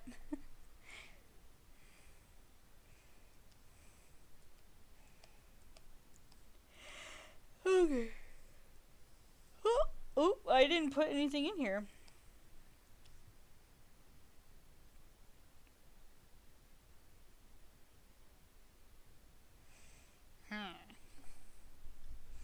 I have an empty space sitting here.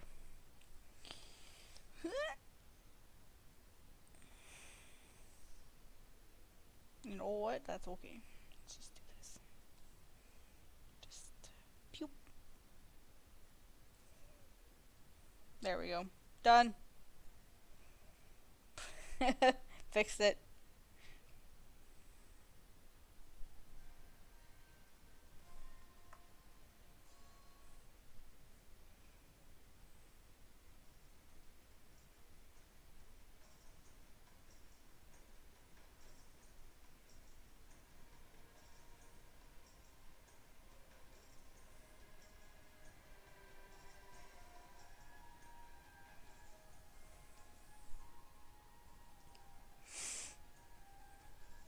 Got it? Clip Studio, you okay? Okay, we got it. He was sitting thinking real hard about it.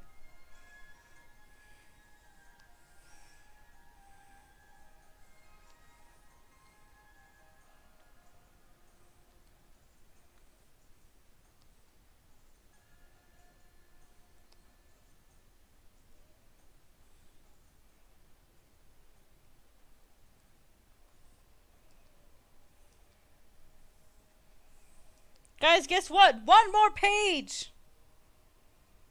Yeah, I know, it's already been saving, so... Because what's really nice about managing your comic files here is, your file, this file right here that has all the pages in it, it updates automatically. So basically these are just placeholders. It's more like a management system, so you don't ever have to save anything in this.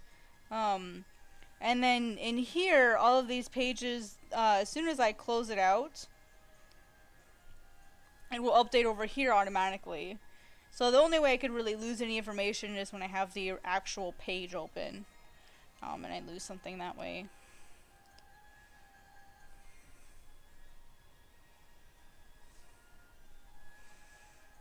It's not perfect. It's not perfect though. But yeah, Clip Studio has a file save or auto save, but it's not a perfect system, unfortunately. Unfortunately, it's from personal experience.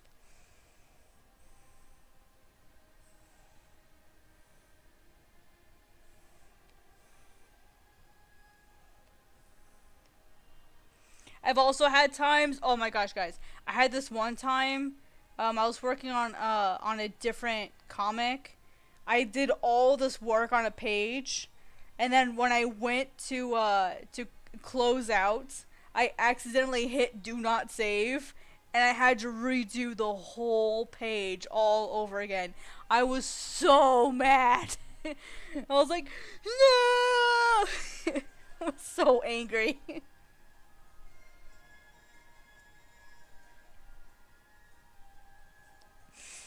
Oh yeah, I don't have to do anything in here. I just have to put in a text bubble.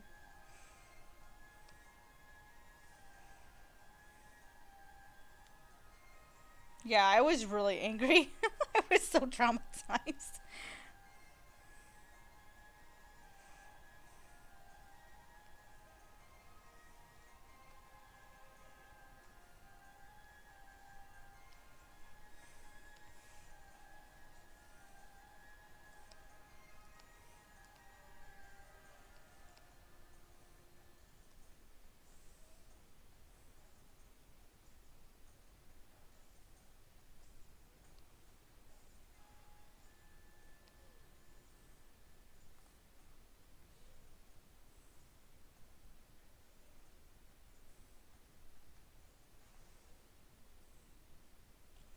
I have to edit that when I finish this one.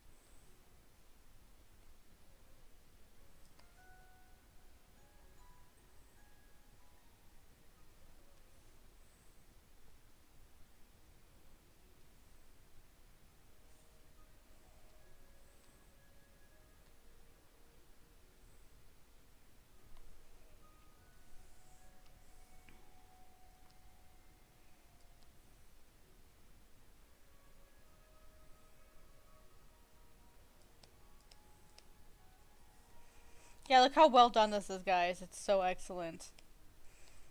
Nope.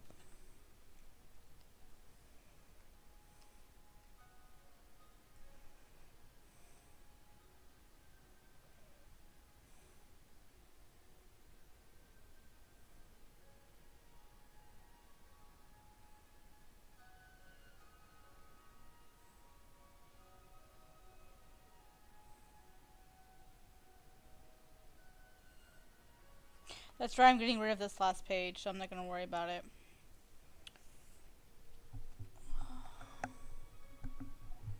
Forgot I'm getting rid of that page.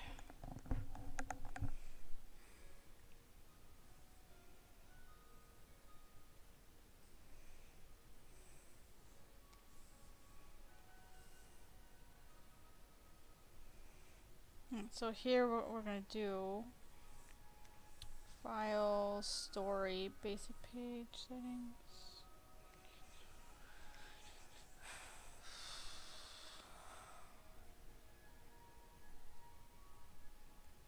know if you guys can see these.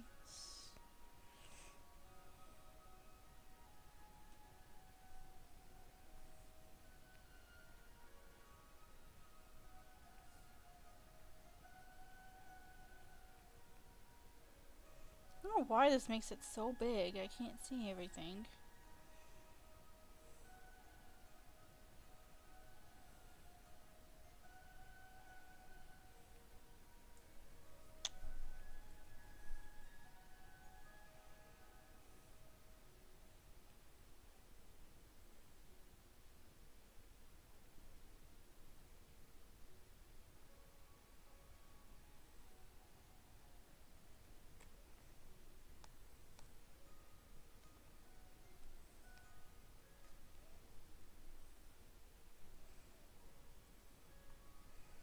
Alright, it should cut the last page if I do that.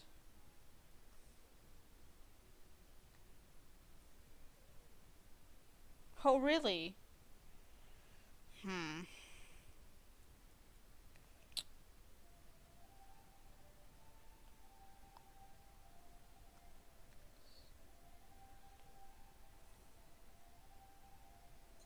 Let's see how this changes it. Ah, that's what I was afraid it was gonna do. Shit.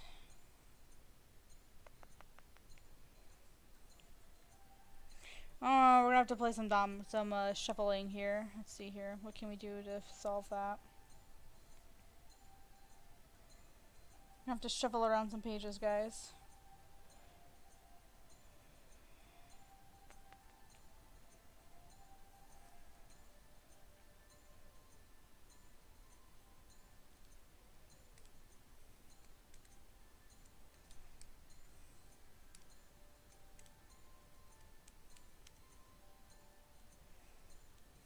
Because what I wanted... So here's the issue that I'm running into.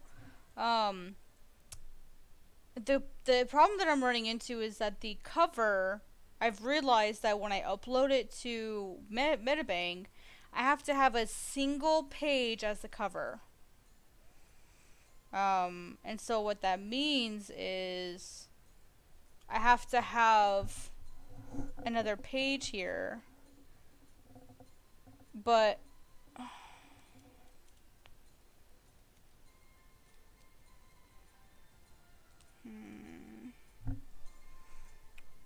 can I undo things? It's not letting me undo stuff. Dang it, now I've screwed it up.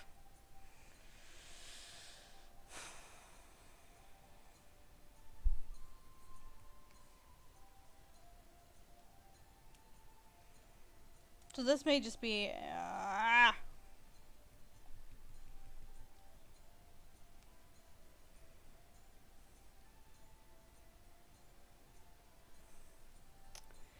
Yeah, technically, I can upload a cover as a full spread, but when I upload it to Metabang, it wants a certain size, like, proportion, and so, because I went ahead and wanted to check out what the uploading thing would be, and so now this is the problem that I'm having, is, I originally had a first page here as its own, like, an introductory page, and then it had the cover, but if I upload it like this will be the cover, and that's not what I want as the cover.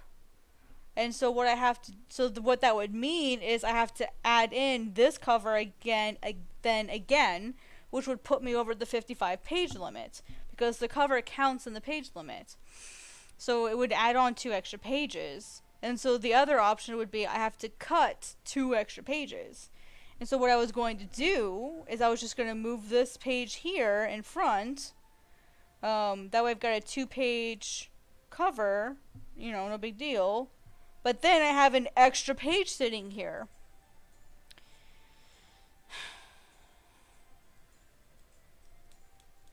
And my other option would be to put in, like, this stuff here. Whoops. To put in this at the beginning, and then get rid of that. That's sort of the option that it looks like I have.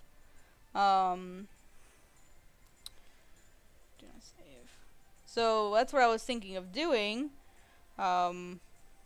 is just doing that instead. So then this one down here would be its own page at the end. So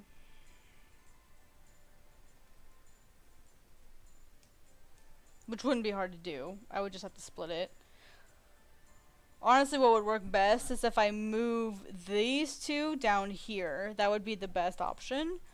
Yeah, so you can see the position that I'm in now. I'm gonna have to weasel my way around this one.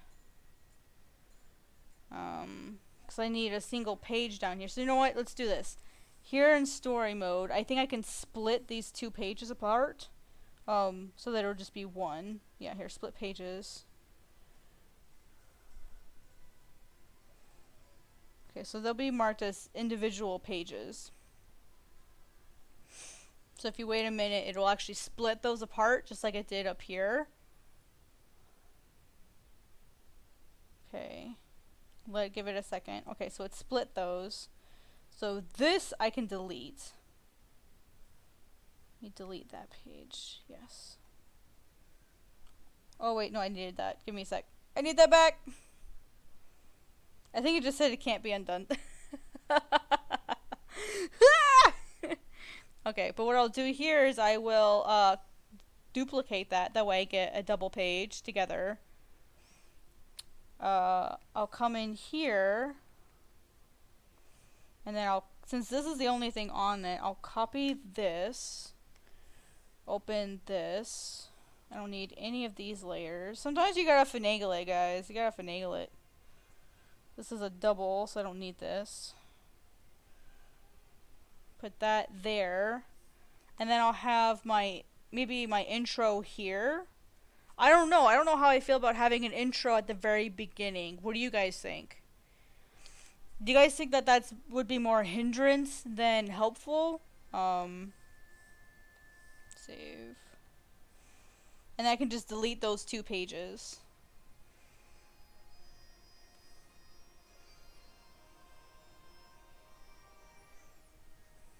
I mean, my other option would be to take this and move it over here, and then put any intro or whatever info over there.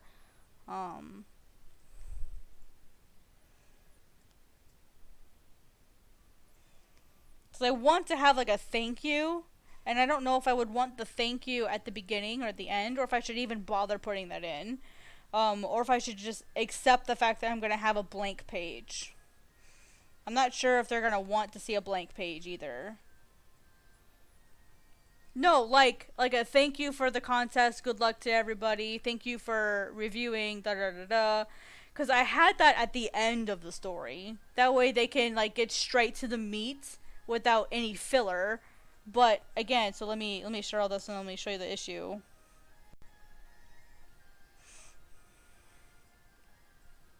No worries, thanks for coming. I appreciate you even stopping by. So thank you very much.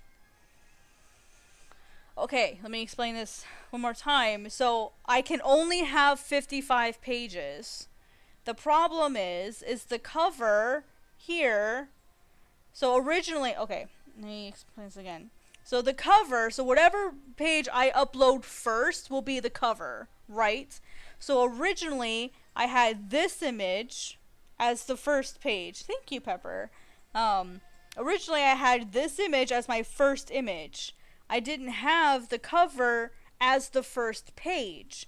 I wanted the cover of the chapter to be on the second and third page, because in a lot of manga that I read, they have like one image first, and then they have the chapter cover, and then they get into the story. I wanted to recreate that as well, and have like a single page, and then a double spread and then like a whole spread for the chapter cover, just like you see in actual manga, and then get into the story. That's what I wanted to have as well.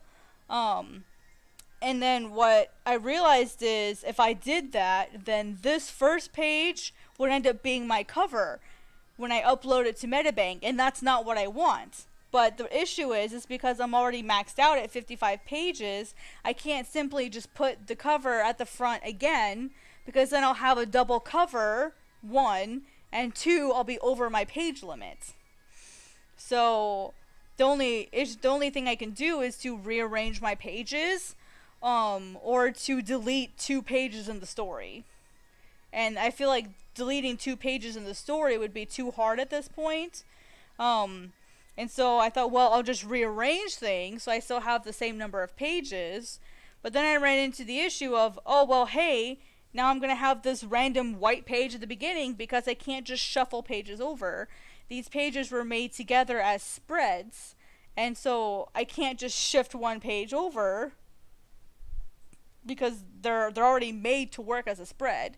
And if I shift one over, then I have to shift everything over one page, and then the whole thing will be off. And so, and that's my fault for not checking that in advance. But yeah, now that puts me in a weird spot where I'm trying to decide what I want to do.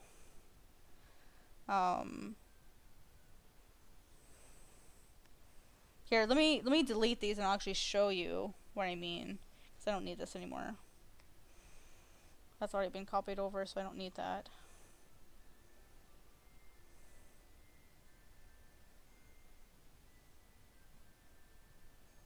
Yes, Club Studio, you can delete it.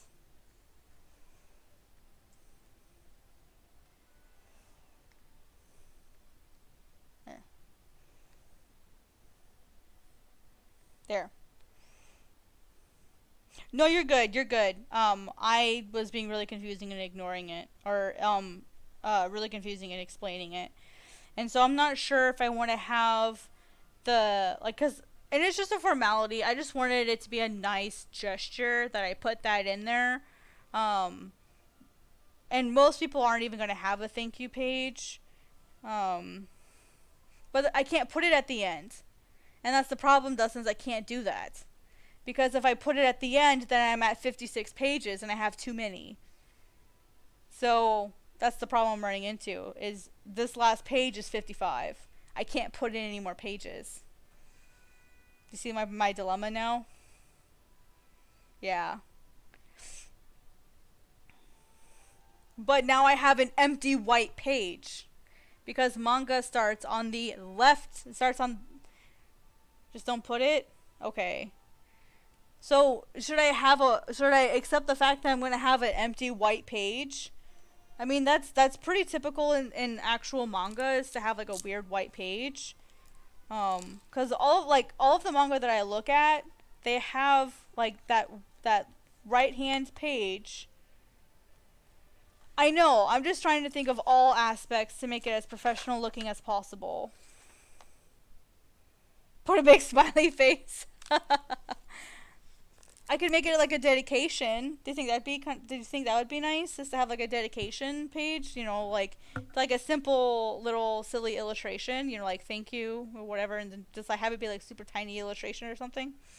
I don't want it to distract for yes. Just like a silly drawing of Miso like laying on her back or something. Oh my god, let's do that. Thank you to my cat Miso for supporting me. Oh my gosh, guys, that's perfect. Let's do that. I've been trying to figure out what I wanted to put on this empty page. And we'll just make it like absolutely ridiculous looking.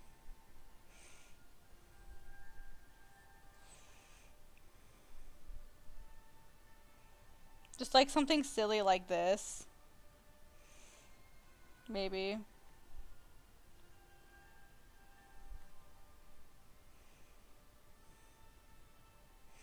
Yeah, that's what I was trying to think of. So I wanted something to fill it. And I wasn't sure if I should do like a thank you or if like a silly little illustration would be acceptable.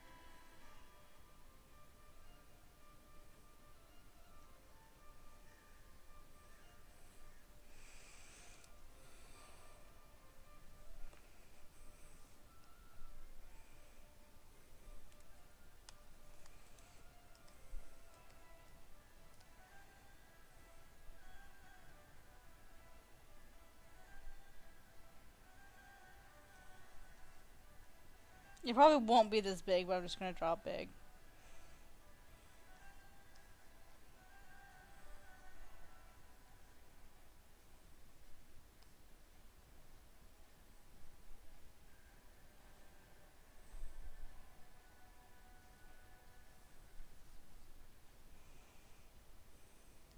Dedicate the manga to Miso. Oh my gosh, yeah.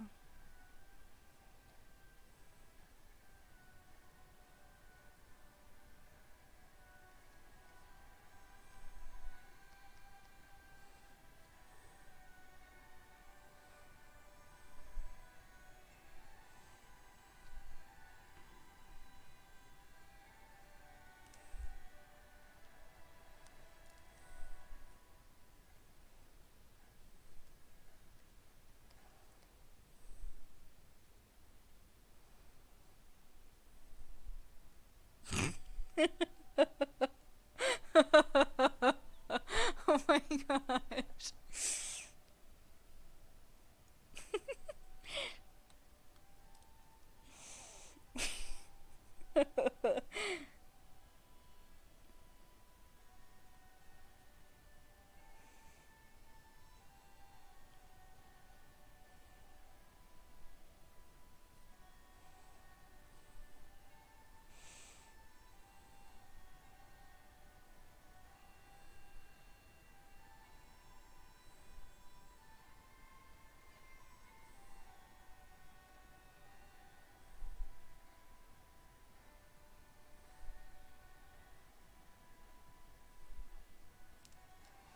It worked best when the eyes were really tiny.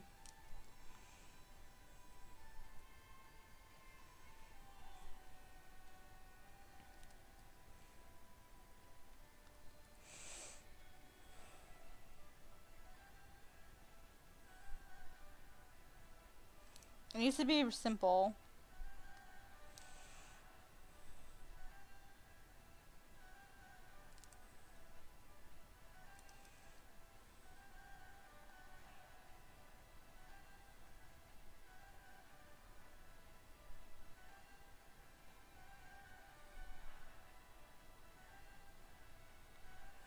Well, guys, this is going to be the first page that I end up inking. How about that? Oh my goodness. What am I doing with my life?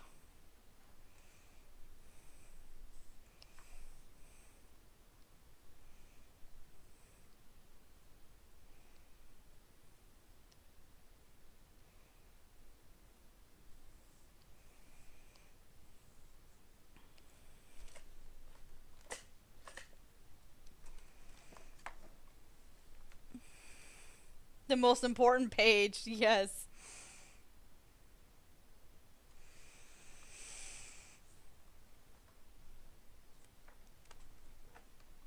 I'll write it out for right now, because I'll have to bring my computer actually into my lap so that I can type it out, but I'll do that later.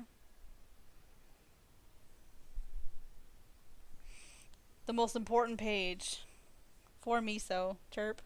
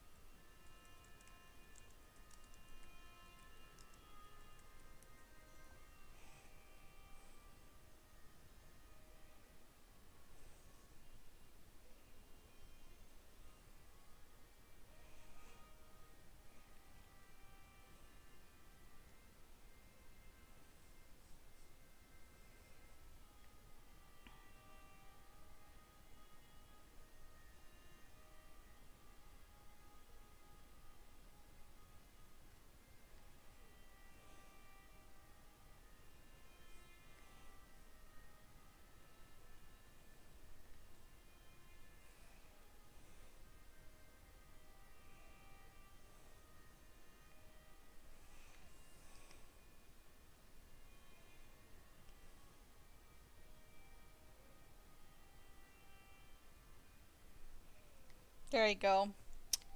It's dedicated to my cat. What a life. Hey, baby. Miso. Speak of the devil. Miso. Miso Faye.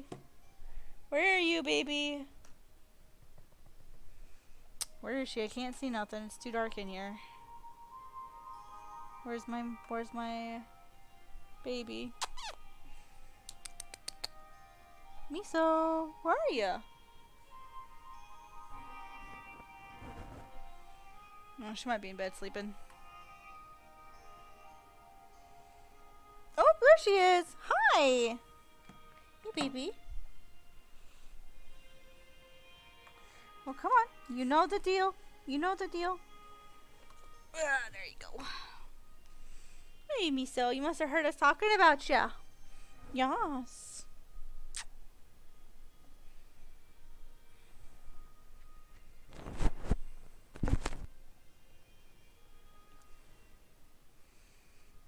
What do you think, Miso? See, this page is dedicated to you? She's like, yeah, whatever. Okay, honey, you're not going to be able to sit in my lap like this. You can sit right next to me, though. Right here. Come on. Yes. There you go, babe. There you go, baby. Perfect time. Now I can make sure it actually looks like you.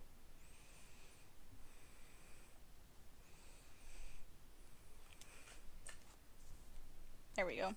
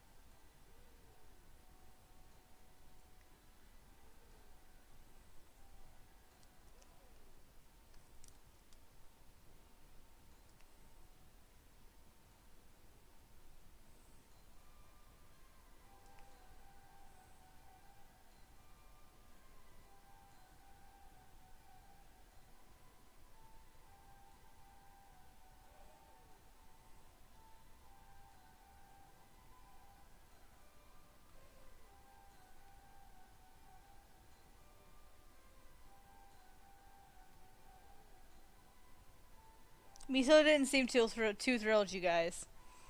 She seemed kind of bored.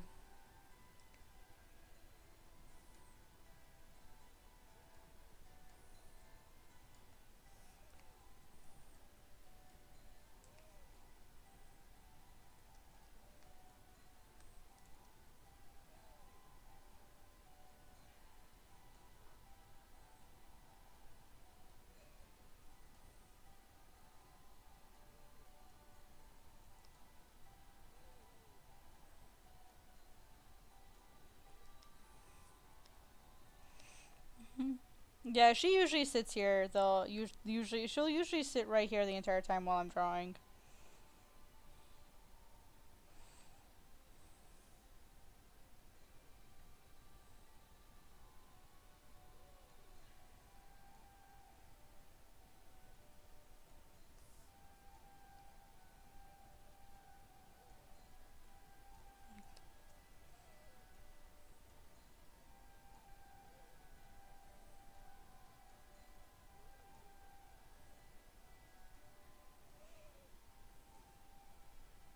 I think I need to simplify her face, because this mark here goes right through her eye.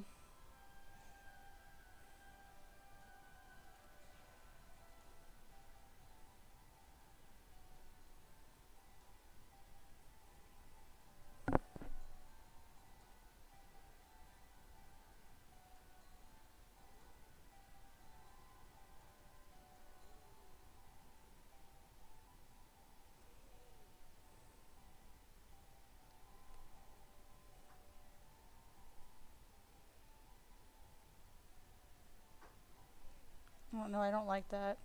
Something about it I don't like.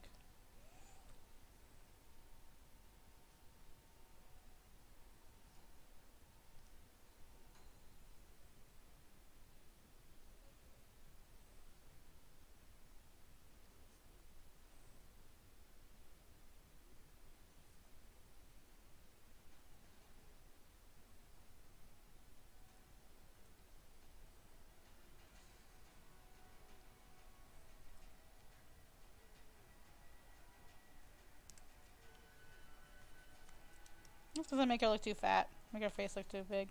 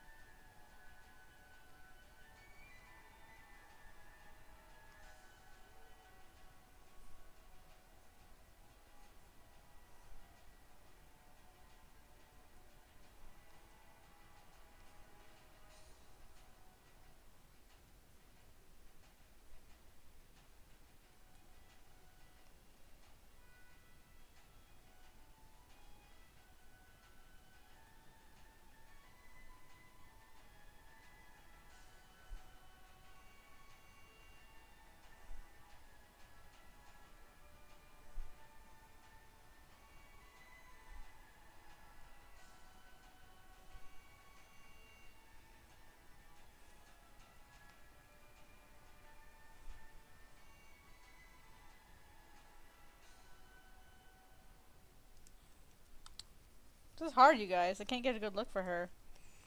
Oh no, it's already started, guys. If I can't even decide what to do with Miso here, I'm doomed. I'll just draw what I originally did.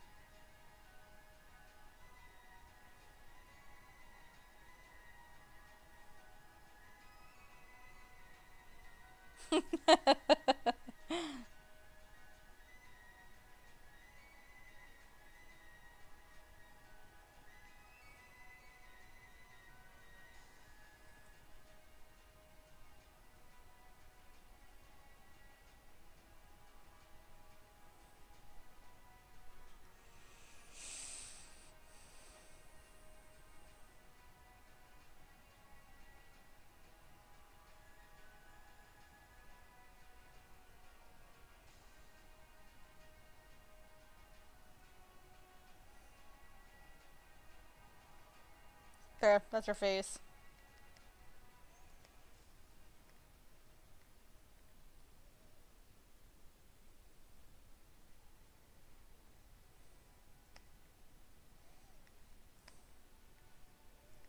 I shouldn't think too much about it. Like, just do it.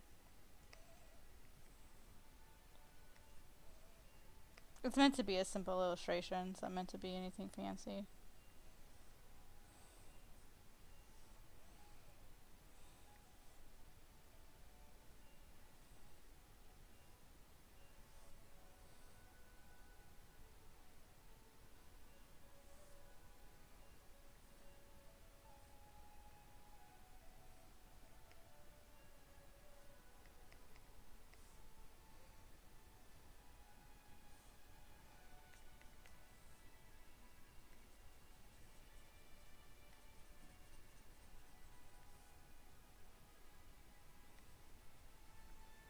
Her tail's much fluffier than this.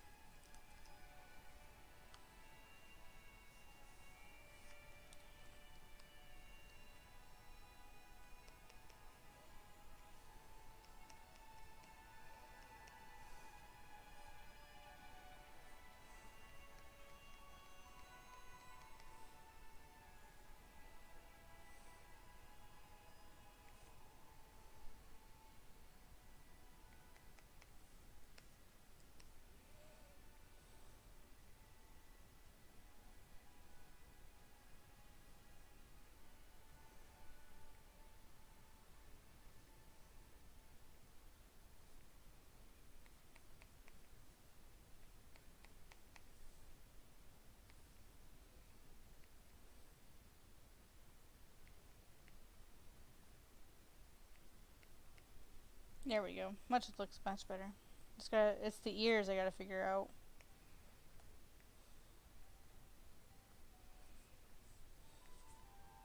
She gets big ears. She does have really big ears for a cat. They come up like this.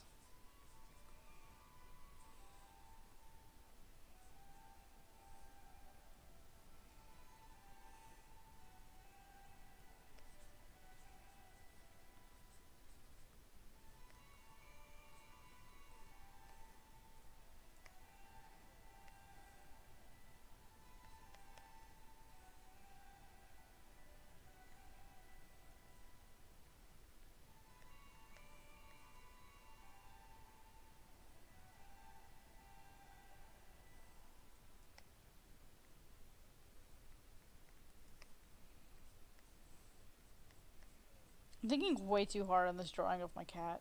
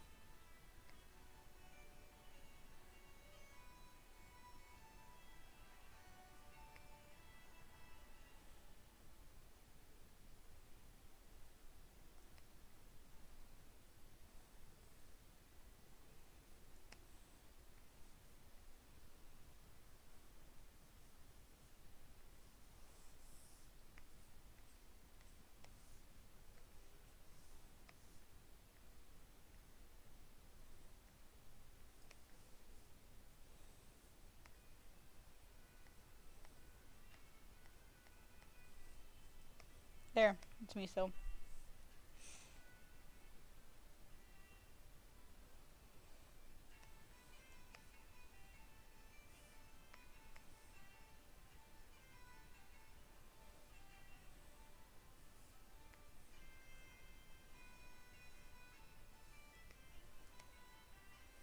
No, you're good, Dustin. Thank you for stopping by. I appreciate it. I'm keeping an eye on the time myself. I've got about 8 more minutes left, and then I'll have to head out as well. So, because I gotta get up for work. So, gotta have that last hour for myself to, you know, get ready, take a shower, all that great stuff. So, thank you so much for coming, Dustin. I really appreciate it.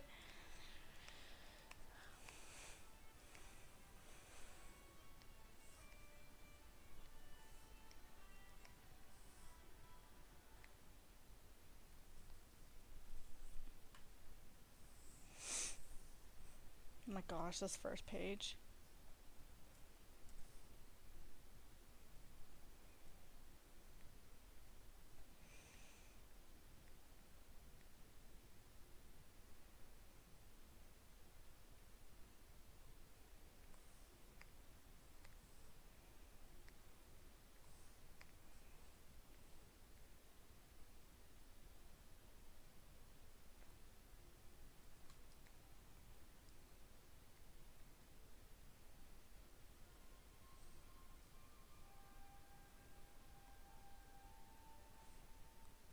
Kind of like it being by the tail.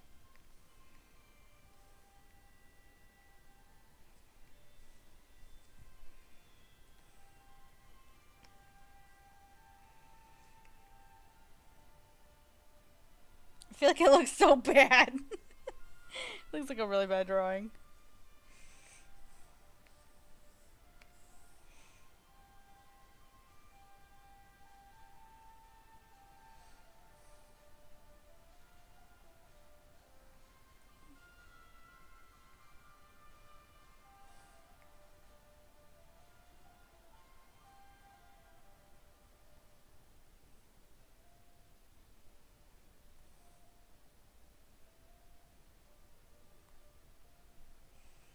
I think it's this that's bugging me, is this fluff over here.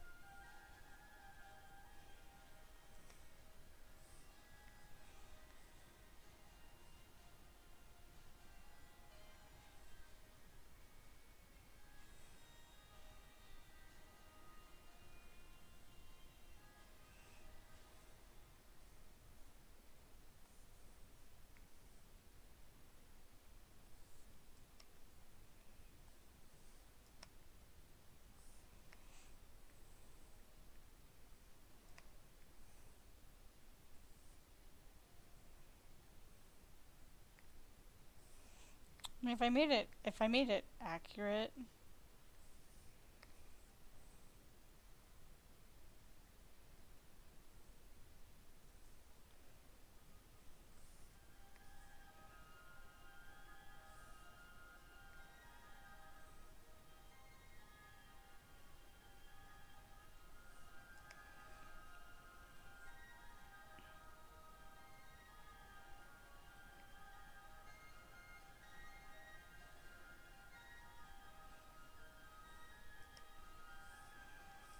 That's actually accurate.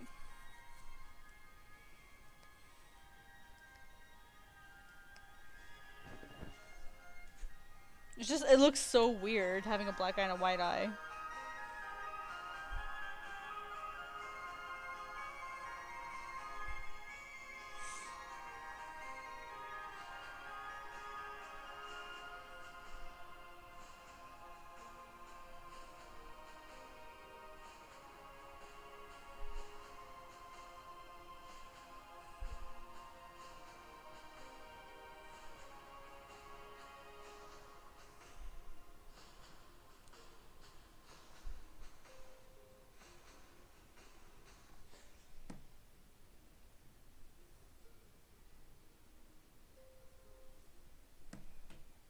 Okay.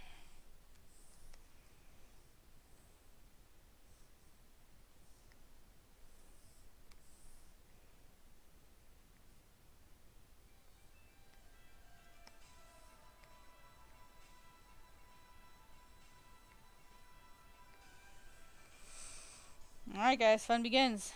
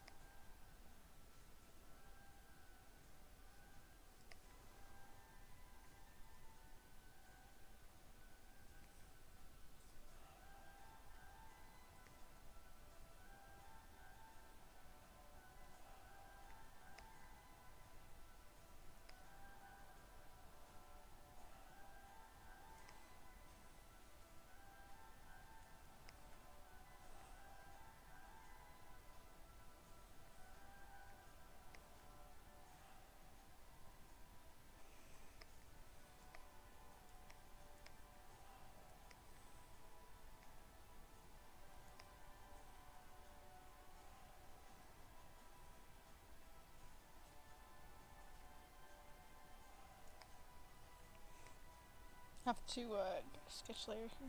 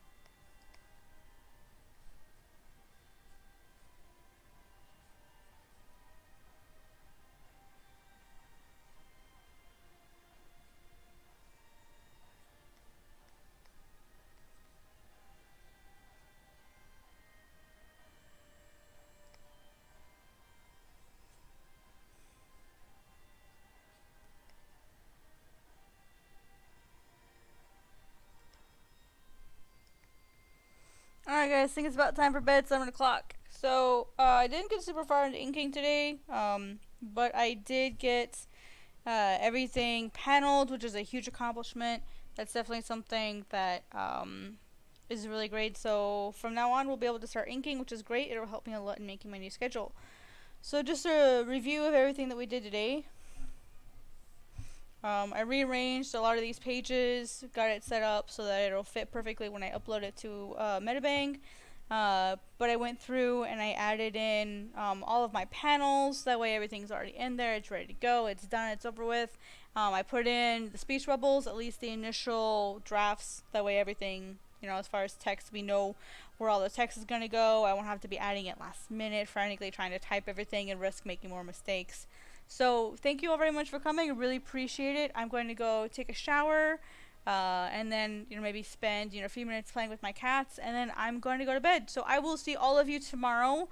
I'm not sure what time yet. I'm thinking I'm going to do 6 o'clock, because I get home roughly about 5, so it'll give me about an hour to kind of get settled in, you know, maybe have dinner, play with my cats, give them their attention, and then sit down and work with you guys. So I will see you guys definitely sometime tomorrow. My best estimate, you know, because I don't know if I have any work orders at work, my best estimate would be 6 p.m. tomorrow, U.S. Central Time. So that's approximately, yeah, it's a while away. It's like 12 and 7, and so that's maybe like 19 hours in the future. So I'll see you guys in about 19 hours, all right? Thank you again so much for coming, and I will see you all next time, okay? Take care, take it easy, have a good Monday, don't get too stressed, and I will see you tomorrow. Bye!